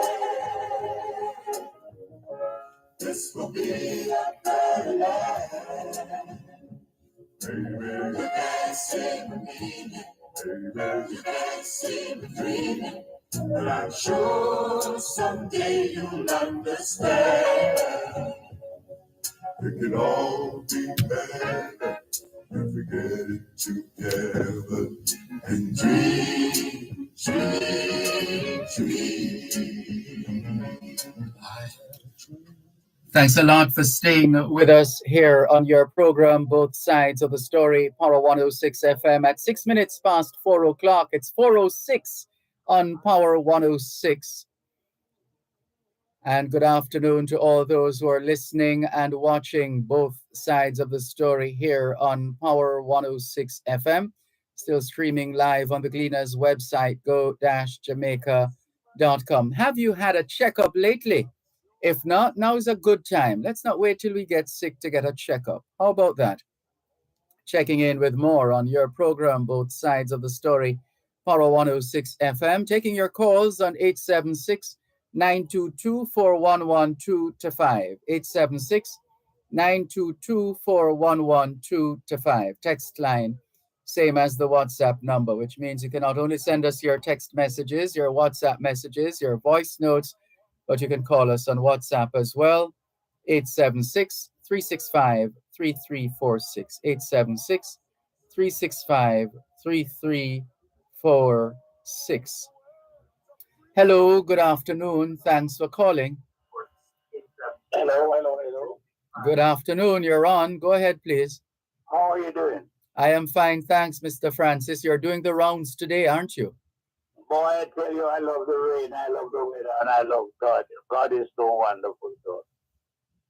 The rain destroys little people, but it helps majority of the people, you know. Let me brief with you. I heard Neville was talking to you about these hard never workers, because the cash for people also employ people that are not properly paid. Long hours, 12 hours. I think the Ministry of Labor, the new man there now that is secretary, as he's indicating last week that he's doing a lot. They could just get together and get all the cash parties and all the people and then send out an information what they want to be done, what should be done, how the workers should be paid. And I think the cash fund people would follow it, you know. So one day we said, what for the ministry will need to get up and do some work. Are you hearing me? Yes, we're hearing you. Go ahead, please. Yeah, the Ministry of Labor need to get up and do some work. Get some more employees, some more people to some work. Get the cash part people together. Get the company that employees that these people work for, like the management of these cash part thing, and not only cash part, you know, all the agencies that employ people and get out there, you get a lot of money, you get a little NIS payment from them and so on, you know. So I would appeal to the Ministry of Labor to look at these areas. They must have the new man who came along, there was not a nice job the other day. You were away, then you were up and down and saying he has a lot of things to do. So we would call on the Ministry of Labor to all these big places, cash pot places and so on, and let the girls them get good money. I mean, they work hard. When you work 12 hours a day, sometimes it's not. You get a day off, yes, and so on. So, but what I would like to say to you is that the Ministry of Finance, the Postmaster General, and the new Minister of Transport, who's in charge of communication, and also Jamaica House. I'm appealing to them again for the last time to take the postal agency off a minimum wage. Everybody's off minimum wage beside the postal agents. I had a meeting with the Postmaster General. We discussed it. They agreed that the people should come off. And from there 2 months ago, I have not heard a word from them. And the Postmaster General, who seemed to be in a corner, not doing anything about these workers. Can you imagine you have a new Postmaster General who has never, ever publicly speak about these postal agents? Why are these guys so scared? I'm sorry about it. I want to apologize. When I live nearby a bad road. So we're calling on the Postmaster General to get back with his executive. And the last meeting that we had and the promises that were made to sort out the problem. How can you still have postal agents 5 days a week still getting less than minimum wage? You know, I can't see it for them for me. Why is it that the Postmaster General, when Sam Stewart was alive, former Postmaster General, and we had a problem with the postal agents, he would call me and say, Jim Stewart is coming, let us go to the Ministry of Finance. And he'd meet with certain people and we make some adjustment. Over 5, 10 years, these things have not been done. We used to call and call ready to do it. He slept on it a lot. You understand? The former Postmaster General that gone, Sir Jenkins, he wouldn't touch that postal agency thing at all for what? The people, the postal agents were set up not to make money, but to cater for old people, aged people who can't go too far to long post office, would want them stick and go to the postal agent. The one in Kevin's Bay, where was employed, serving about 500 people. A letter was sent to her 3-4 years ago, and they closed it and they didn't give her a dollar. They didn't even call her in and said to the media, here's 20 years this postal service. Because the formation of the post office, the postal agency was there. It was a part of the formation. You understand? And these workers are not treated right because they do similar work as postal. similar work. Same assortment of mails. Let's register letter, whatever the other postal clerk does. These people do the same thing. And the ILO convention make it clear, and the postmaster general put that where a body of worker do similar work, the remuneration should be similar. How can you have a body of postal agency? You have increase in wage, you have this and that. You don't even give them $1, man. You know, so this is why I'm knocking. And I know that the first some of that crackers, but it's a constant hammering. And I'm calling on the postmaster general, calling on the Minister of Finance. We wrote to the Minister of Finance about the postal agency at his office, political office. Well, this guy is only there talking about some big people. And I say to the government, if you don't look up at the postal agency, you can't win this election because they are on their face, they are crying, they call you night and day, the telephone. And we talk to finance, we talk to everybody, and we are asking again that we postmaster general get up, set up another meeting, let us get with Mr. Vaugh's ministry. Mr. Vaugh is a man who we have written to over the years about post office, and he has never replied to us. And I've always let us can show the public if you understand. So I'm not here cast aspiration against anybody. What I have is a fact. If they're right, some of them, they're a prime minister, they will write to you and they will say nice things. But the postal agent is down in the mud. I'm asking the government. One moment, please, Mr. Francis. You're listening to Power 106 FM. The time is now 4:15. You can't see my dreaming, but I'm sure someday you'll understand. It can all be better if we get it together and really choose. I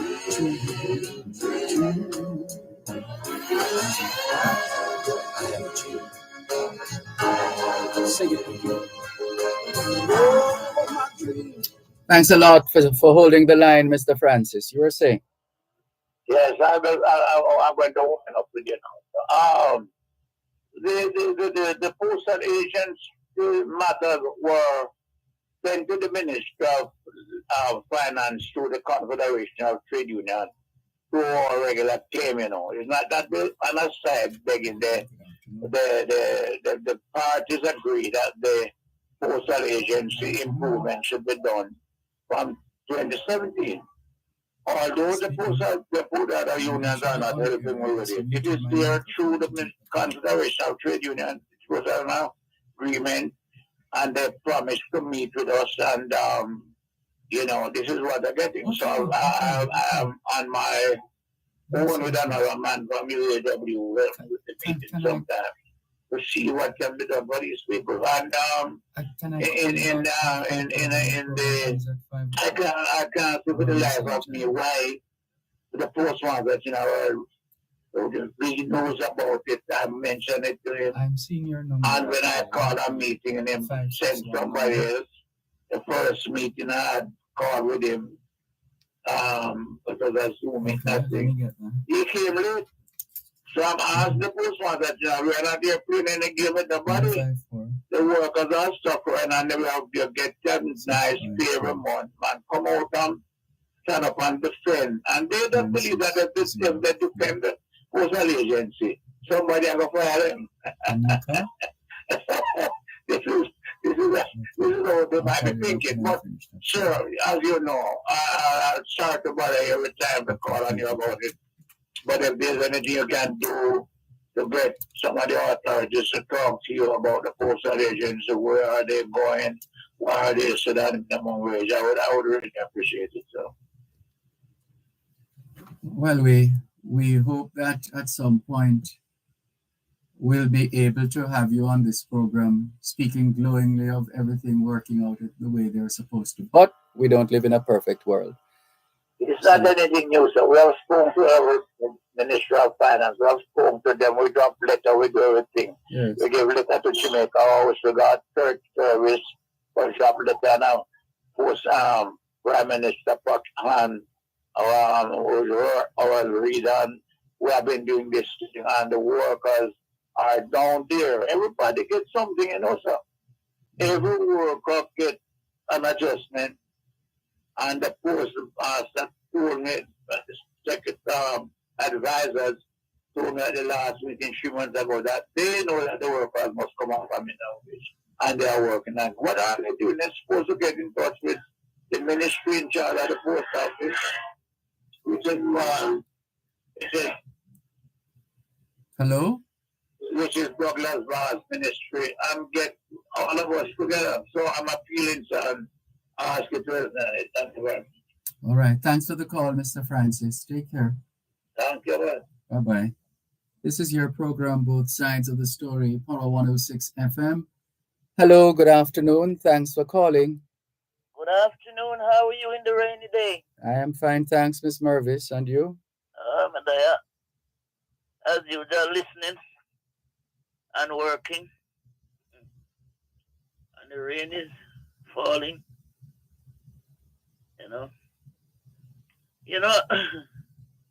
Well, I think based on what is happening, I need to repeat the national vision,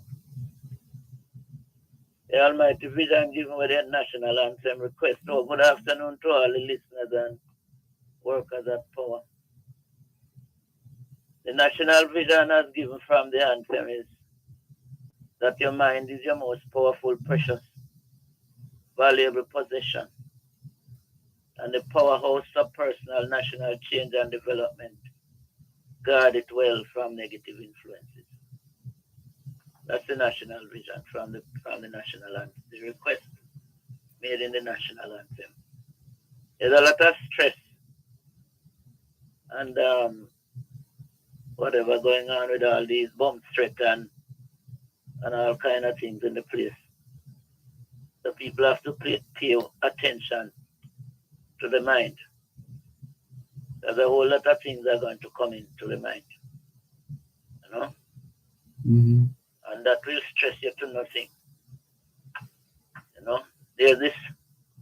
The Almighty spoke to me some time ago about the spirit of preemption. The young lady tell me to say it to. But it's for everybody. A preemptive spirit will tell you suppose that man suppose. You know what I mean? Yeah. A dangerous spirit keep on nagging you and telling you suppose so and so happen. And suppose so and so happen. And it will stress you out to nothing, It will bring on a kind of fear that is not common. See? So I just want to pass that on to my fellow Jamaicans and fellow human beings, because as I keep saying, there's a serious evil organization, spiritual organization in this world that is set on destroying everything that is good. Influence people, and people have to be conscious, become conscious of it, and begin to draw on the other superpower that we sing the anthem to and say the pledge to. I am really concerned about our children. I work with them for years, with all kind of situation with them. And this kind of thing that people pushing these drugs thing on them in subtle ways. Now you have this bomb threat. And it's like all kind of things is just coming at them. The internet. Good to have those technology, but they are at risk because they are young, lacking in experience in certain way. Sometimes want to try out things. I had an exercise book out there from 94 with this mind power message on the front of it, And I have that message at the back of the exercise book that told them they could become masters of their own destiny, simply because of what the rest of the world is going to do with them. So I am appealing to people to pay attention to this mind thing and this voice thing.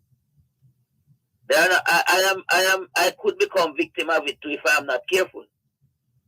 You know that sometimes I say some things on radio, and this devil start telling me I support them kill me, I support them shoot me, I support them. You know what I mean? No. Yes.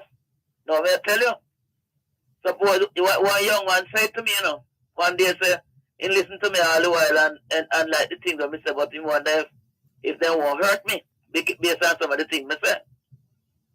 So I tell him, say, I can't, if it even come in my mind, I can't pay attention to it. You put it in Jamaican terms, Miss Mervis. Not a soul that trouble you, Miss Mervis. Not a soul. No, Dervan, you don't know my life. I have been through hell and powder house. You are blessed, Miss Mervis. I am blessed, but I'm telling you, I have been verbally attacked, I have been physically attacked. Really? You don't know half of the story. You wouldn't understand my life since I came into this ministry. I've been verbally attacked, I've been physically attacked, I've been insulted. All kinds of things happen to me negatively. By who? People. Why? But see, it's just the devil influence to get me to stop. I have problem with landlord and situation. I pay the rent, and the person who collect the rent is saying me not pay the rent. And you know the person pull up me here. But those don't have anything to do with your work. No, it's the ministry office. Mm-hmm. The ministry. Mm-hmm. I leave the classroom for 94, you know, and I run ministry straight. So everything I do to connect to this ministry where God sent me come set up to heal the nation. Yeah? Is an office that me run reading program into. When me do all kind of things, goes out there in school doing motivational talks, doing some banquets and all kind of something to spread the message. The various message. Father's banquet, mother's banquet, they were all in the cleanup. Way down the road, coming up in the 90s. And I get nothing but some fight. In fact, some of my very colleagues used to say me a mad man. I've been through a lot. Quite a lot. You'd like to know the amount of kind of things I endure. So I am doing this thing because God would have me to do it. And in truth and in fact, running away from what God intended to do doesn't make sense. Because I have known, I read my Bible very well. And I know I've been coming with God long time from a teen, from a 14-year-old, 15-year-old. I've been through a lot of things, man. Whole heap of things, whole heap of things were not negative things. But Jesus did. You know, in the court, with one of the landlord, that, you know what judge said to me? He just look at me and said, Jesus, do him, I do I'm gone, because I have my me down here, I give myself trouble. You hear that? And I'm me wrong, you know, the landlord wrong. And then she go on to tell me that what happened is that I didn't see it. All the evidence pointing to the fact that the landlord do X, Y, Z, but me never see him. It's a situation where a second padlock was put on to me, the office door, you know. I am not one of those persons who rent or destroy property. So it's a whole heap of long story where we can't explain to people on this program, but it's a whole heap of hell I have been through with this ministry and this program here. In fact, when him lock it had 40 odd students in coming to the class from all in a center and all about the place. When that happened.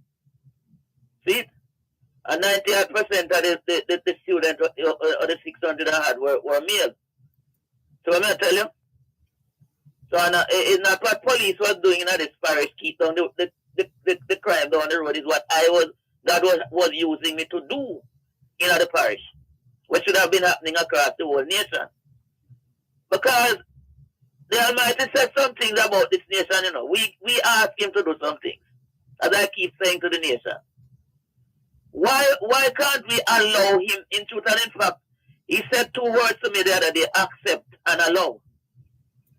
If something is shared with you or given to you, the only way it can work, you must accept it and allow it. That's all. Eh? I hear you. If you accept it and you don't allow it, yes, all right, me agree with it and so and so and so. But you don't allow it. How is it going to work? Affect the nation. Look at the education system, Dervan. All of this program about this mind power thing and the reading program and everything sitting in here combined together. Look at the state of the education system. Shouldn't be like that. God said a nation and I'm supposed to be third world poor and semi-literate, you know. So all of those things that were given to me, and attitude and action I set out in the national pledge, practice that. All of those things, because when they come to me to this reading program, they have to clean up their mind first, you know, Dervan. Them that big man all 40 a day or 30 a day, you know. But some of them go to school and not read. And in no time they read, you know, because God showed me how to clean up the mind. And when one to set the mind right, he said, in any area, 70% of your trouble over. See? So we are in a period of time now when the mind of people is being targeted and bombarded with all kind of negatives. Having said that, well, let's give the mind a rest right now, Miss Mervis. So lastly, I am going to join with that gentleman who spoke before me. Read the postal agency. One was placed in my community when I was a child at school. We had to walk all the way to a place named Dallas Castle, about 4 miles to find the post office. So sometimes it's not about the old people. Those agencies are put there because of the distance of the post office from the people in the communities, which was sensible. It wasn't about any NIS and those things. We're out of time, Miss Mervis.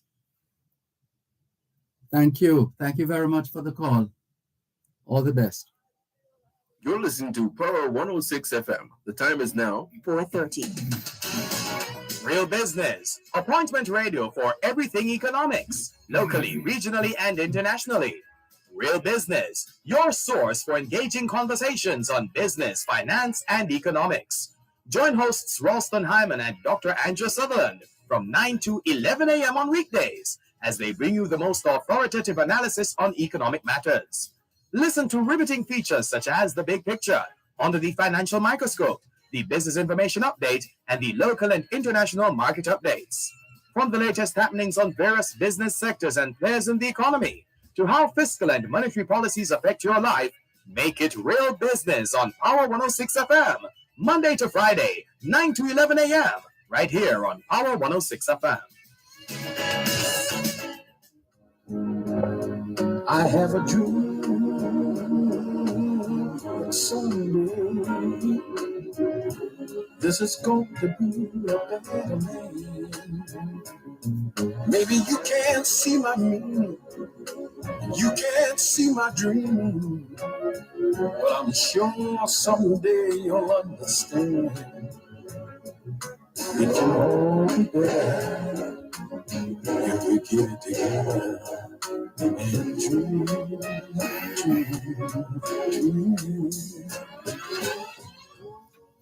4:31 in the afternoon, 29 minutes to 5 o'clock here on both sides of the story, Power 106 FM.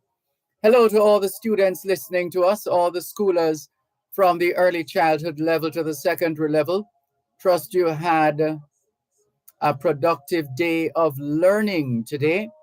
Hope you also managed to get in some physical activity, just as important as mental activity. As we always say, young people, socialization makes you educable. Education makes you trainable. Training makes you employable. And the right attitude makes you successful. Homework time, young people. And parents and guardians, do you know where your children are? Are they where they're supposed to be? Doing what they're supposed to be doing? It's a good time to check up on the children. A good time for us to continue with more on your program, Both Sides of the Story, Power 106 FM. Still streaming live on the Gleaners website, go-jamaica.com, live on your smart devices all over the world. Taking your calls on 876-922-4112-5. 876-922-4112-5.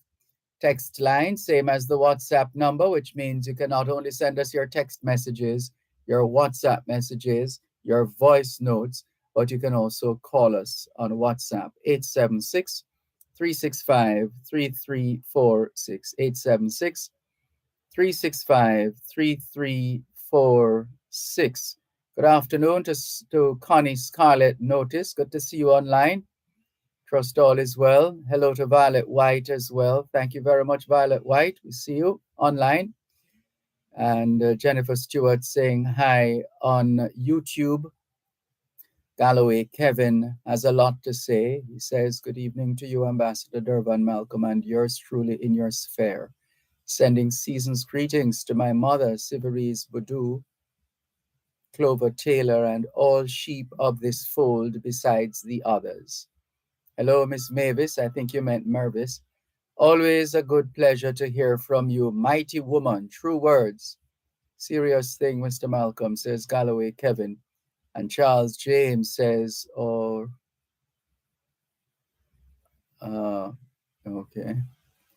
Charles, be kind now. Be kind. Yeah, we know sometimes we get a feeling and words rush to the mouth and or to the fingers to get that pen, which is mightier than the sword. And so it is. Thank you very much for your messages. Norman Hines, good afternoon to you. Maxine Charlton, hello and welcome as well. Thank you very much for joining us, and all the very best. As we continue with more on your program, both sides of the story on Power 106 FM. I'm seeing something on the internet, which is a reminder that there are people who are busy creating their own news, their own perspective, their own story, even if it doesn't relate to our country and our people. And it's a timely reminder. I'm trying to retrieve that information, but it's clear that somebody was trying something. Because for those of us who pay attention, for example, to the reports by the National Meteorological Service, there are certain nuances that we look out for or listen out for to be able to identify the authenticity of the information and the document and whatever else is posted online. Please be mindful about that as well. So we're not going to repeat it either. We're going to leave it alone. But something is not right with it. Something is not right. So we're going to leave that alone for the time being until we're able to arrive at a conclusion based on doing some, what they call it these days, deep dive. And we'll come back up with some information for you in that regard. But in the meantime, we continue with more on your program, both sides of the story here on Power 106 FM. All right, so we're getting word now that major road improvements to be undertaken in St. Elizabeth Northeastern. That's one bit of news. There's another one that says Jamaica to be placed under tropical storm watch. And this is from the Gleaner's online website, jamaica-gleaner.com. Jamaica is being placed under a tropical storm watch. The Meteorological Service says the government has given approval for a tropical storm watch to be issued with effect from 5 p.m. And it goes on. Well, we trust that is coming from the officials of ODPEM and related entities. So we'll move on for now.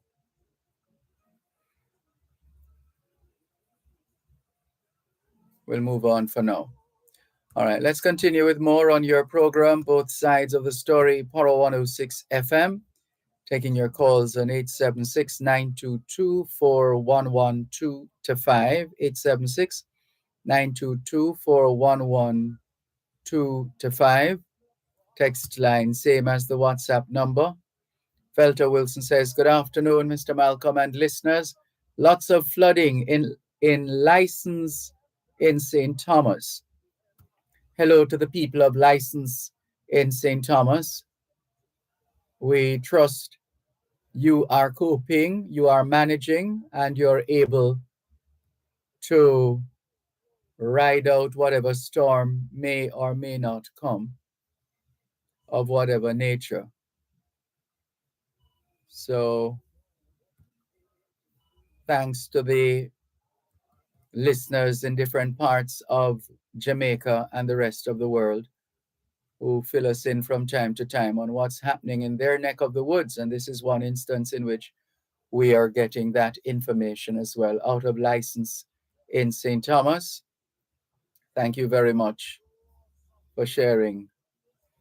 Let's go to the phone lines once again, 876-922-4112 to 5. Belter Wilson says it's mainly on the roads in terms of the flooding. Thank you very much for that weather update, Belter Wilson. 876-922-4112 to 5, the numbers to call. Hello, good afternoon. Thanks for calling. Hello, Mr. Malcolm. Good afternoon, Mr. Coombs. Good evening. Welcome. You know, somebody said to give me a book. A gentleman was talking about sugar thing, and you know, said I to get a book. Yes, that's Mr. David Crosburn. So where it is so long? No, I don't have it. But he has it. He. Mr. Malcolm, let me tell you something. Listen now. Me no sugar factory. And the sugar factory by university. Where the sugar factory need no water. It need river. So where the river was that university we maintain the sugar factory by UC. That is my me not quite ready, you know. Me like you know, every sugar factory in Jamaica that I know. It takes the huge amount of water to wash the cane, prepare it and everything. And when it done the water, what I call it done the where the university that used to go, where over here. Alright, hold on. You see the book that you have there? A man named Jagal grandfather come from India.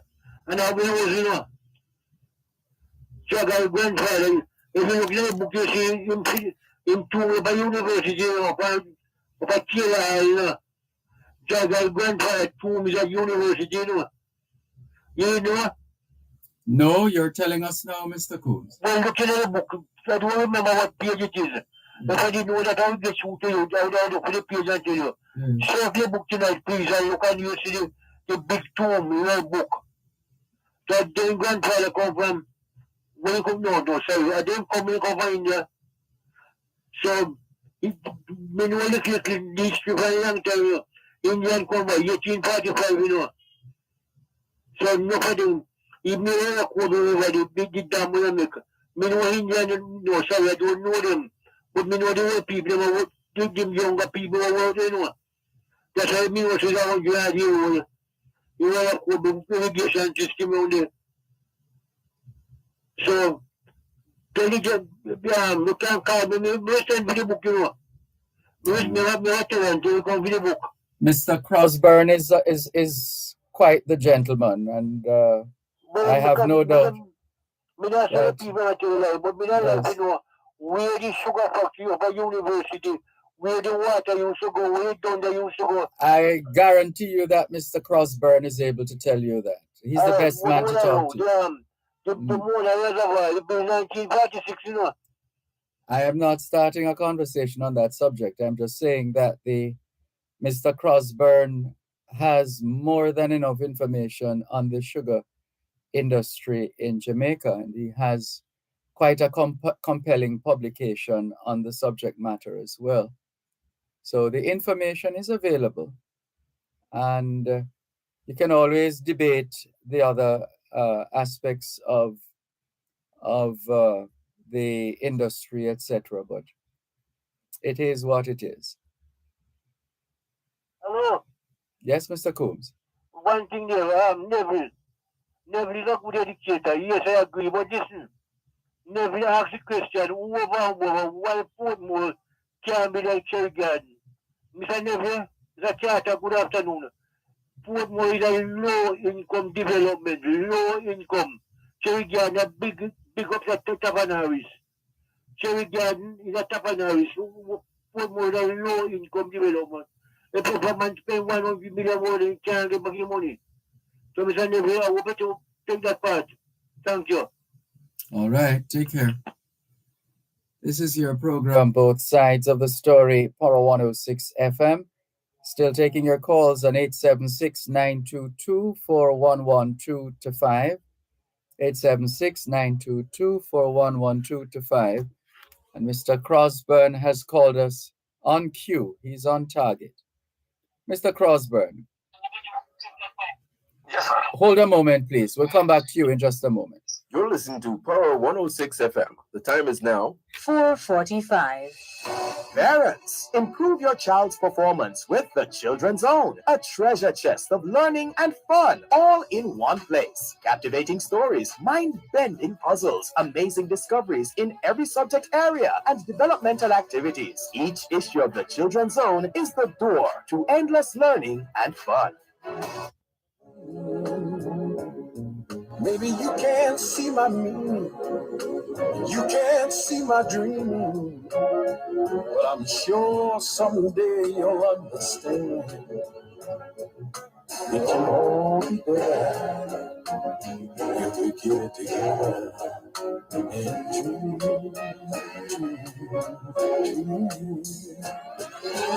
Oh, how sweet the words of love and peace sound to our ears.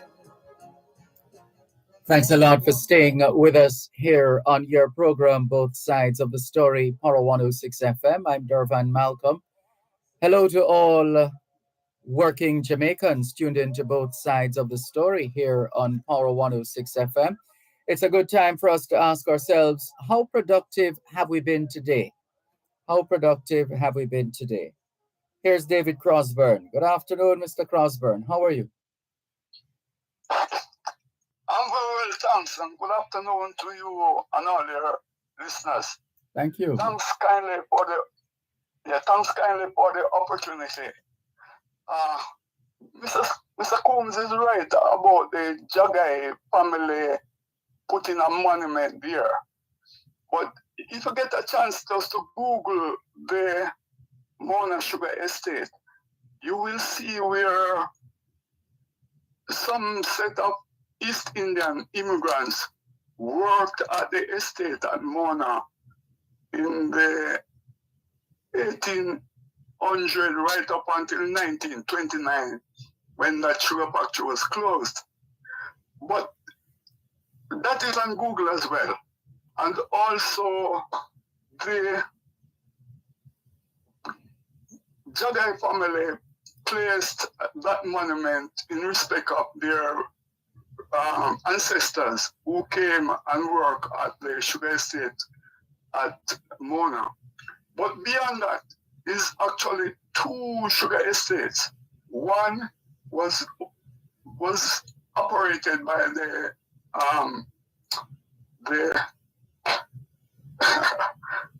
the Spanish. It's on Google. The person who placed it on Google did an excellent job. Some archaeological person, the archaeologist who placed all those information on Google is spot on. They did a very thorough job. The Spanish sugar factory closed in 1660. And then after the Spanish sugar factory closed, the British sugar factory opened right on Huey there And I'm so happy. The pay office of that, is still standing at UA. When you go to UA, right at the regional center, facing that gate, that exit gate, to your left, it would be the pay office. It's that small building. It's on the compound at university right now. As towards the book, I don't have any other copies, Dervan. Believe me, I'm struggling to get a copy to protect the only one I have. What I can advise Mr. Combs, send his bureau up to the statistic office on Celia Avenue and ask them to present him a copy of the 1880 Handbook of Jamaica. And in that Handbook of Jamaica, you will see a list of, could be about 80 factories on that 1880 handbook. And the handbook has been produced yearly after. So you can get from 1880 right up until about in the early 90s, they stopped producing them and produced the Statistical Yearbook of Jamaica. But in the Statistical Yearbook of Jamaica, they don't give an account of the sugar factories. But in the Handbook of Jamaica, since 1880, there's a list of all the sugar factories that were operating up until that time. And furthermore, the two factories at university, which is the Spanish and the English sugar factories, a similar situation exists at Civil in St. Anne. We are on the leeward side. That would be the side to the sea. The Spanish sugar factory at Civil, with relics of it, is there right now. They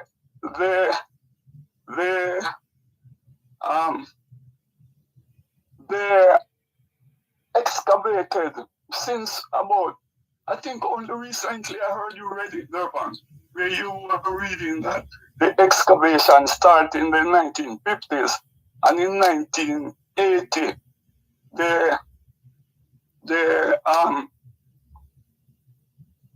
identified a Canadian archaeologist did the excavation work at Civil. But on the windward side, that is the side to the hills, at Civil, there's also relics, more than relics, significant portion of the British sugar factory is at Civil in St. Anne. And there's a book at A-level history book written by a gentleman, William Green. He gave a full account of the sugar factory at Civil, giving full details, how many people were employed, what was the cost of production. The whole gambit of information is on the Civil sugar factory in St. Anne.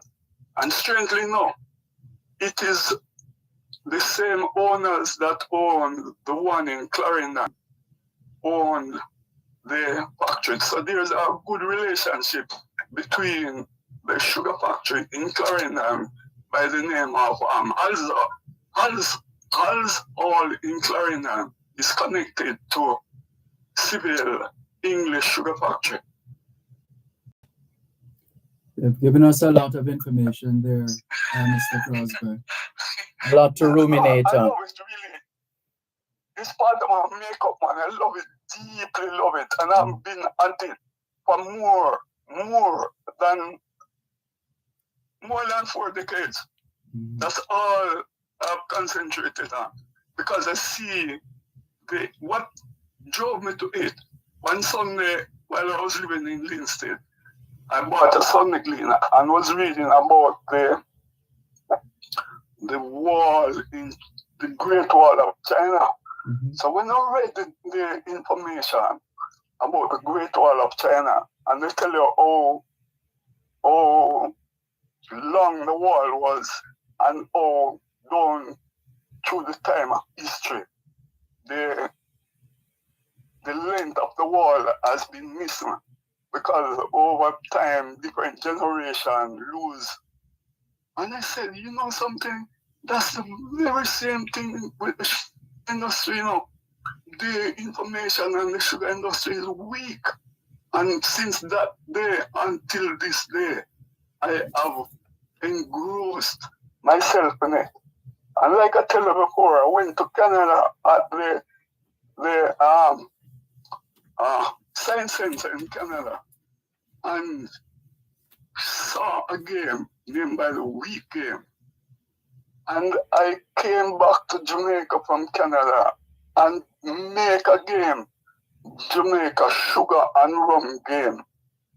And when I took it to influential persons and asked them, please help me to refine this game that can be used to preserve some interest in the sugar industry. The person said to me, I won't call on their name, but very influential. The only help I can give to you is good advice. Make sure you go and have it painted. And I have a game now, I can give anyone, openly I'll give anyone who wants a game, they can modify that game to be to the present situation with the weather and so on. They can do, I'm willing, they can go to the letter from the Ontario Science Center, a lady by the name of Miss Hatton, Hattn.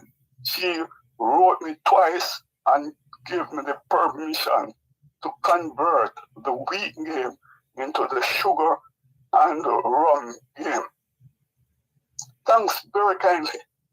Thank you very much for calling as well. All the best. No, You have more? Sorry, one slight other bit. You mentioned today the name. I'm not sure if I heard you well. Did you say Dervan or Grinan? Grinan. About the radio. Grinan, yes, so it's Grinan. He owned the Albion Sugar Factory in St. Thomas, and he owned Sevens and Parnassus. Parnassus, from where the Parnassus owned the base, Burnhamfield base, which was Fort Simmons, and later changed to the name Burnhamfield in honor of the first World War I pilot. That pilot, Dervan, is from Rothfield in New Jersey.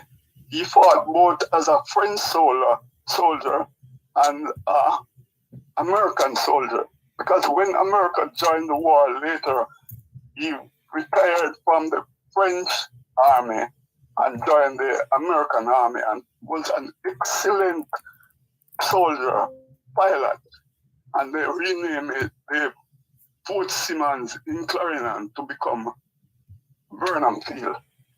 That pilot, because it's on Google, he died at age 24. All right, we're going to have to leave it there. We're coming up to news time. All the very best. You too. All the very best, and thanks for the opportunity. Sure, no problem. Okay, bye-bye. And that's it for today's edition of your program, Both Sides of the Story. Can we thank you once again for the privilege of serving you on yet another edition of your program, Both Sides of the Story, for today, Thursday, the 16th of November, 2023. The moving finger writes, and having writ moves on. Nor all your piety nor wit shall lure it back to cancel half a line, nor all your tears wash out a word of it. All things being well, Both Sides of the Story returns tomorrow afternoon, 2 to 5. Till then, This is Dervan Malcolm reminding all of us that every day is an opportunity to do better than yesterday. Take care. Words of freedom, liberty stands out in my soul and my mind. Tears come to my eyes, just as it bright. Oh, I have a dream that someday you'll all walk hand in hand. I have a dream that some way for our children this will be a better life. Now maybe you can't see my meaning, you can't see my dream, but I'm sure someday you'll understand. It can all be better if we get it together. And learn to choose.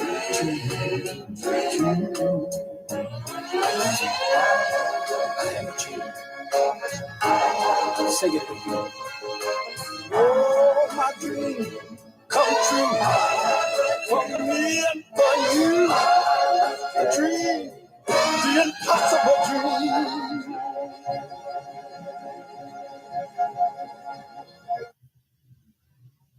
You're listening to Power 106 FM. The time is now 5 o'clock.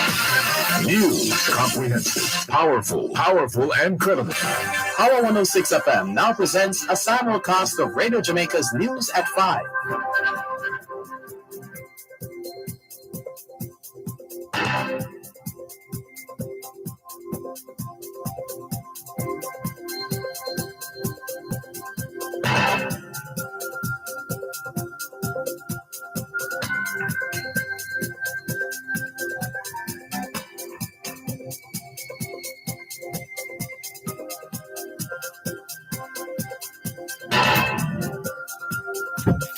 Coming up in the news segment of Beyond the Headlines, today, Thursday, November 16, 2023. Tropical Storm Watch issued for Jamaica. Teams from the National Works Agency dispatched to clear landslides and blocked roads caused by today's heavy downpour. National Security Minister Dr. Horace Tang downplays the importance of acquiring and deploying body-worn cameras for the police.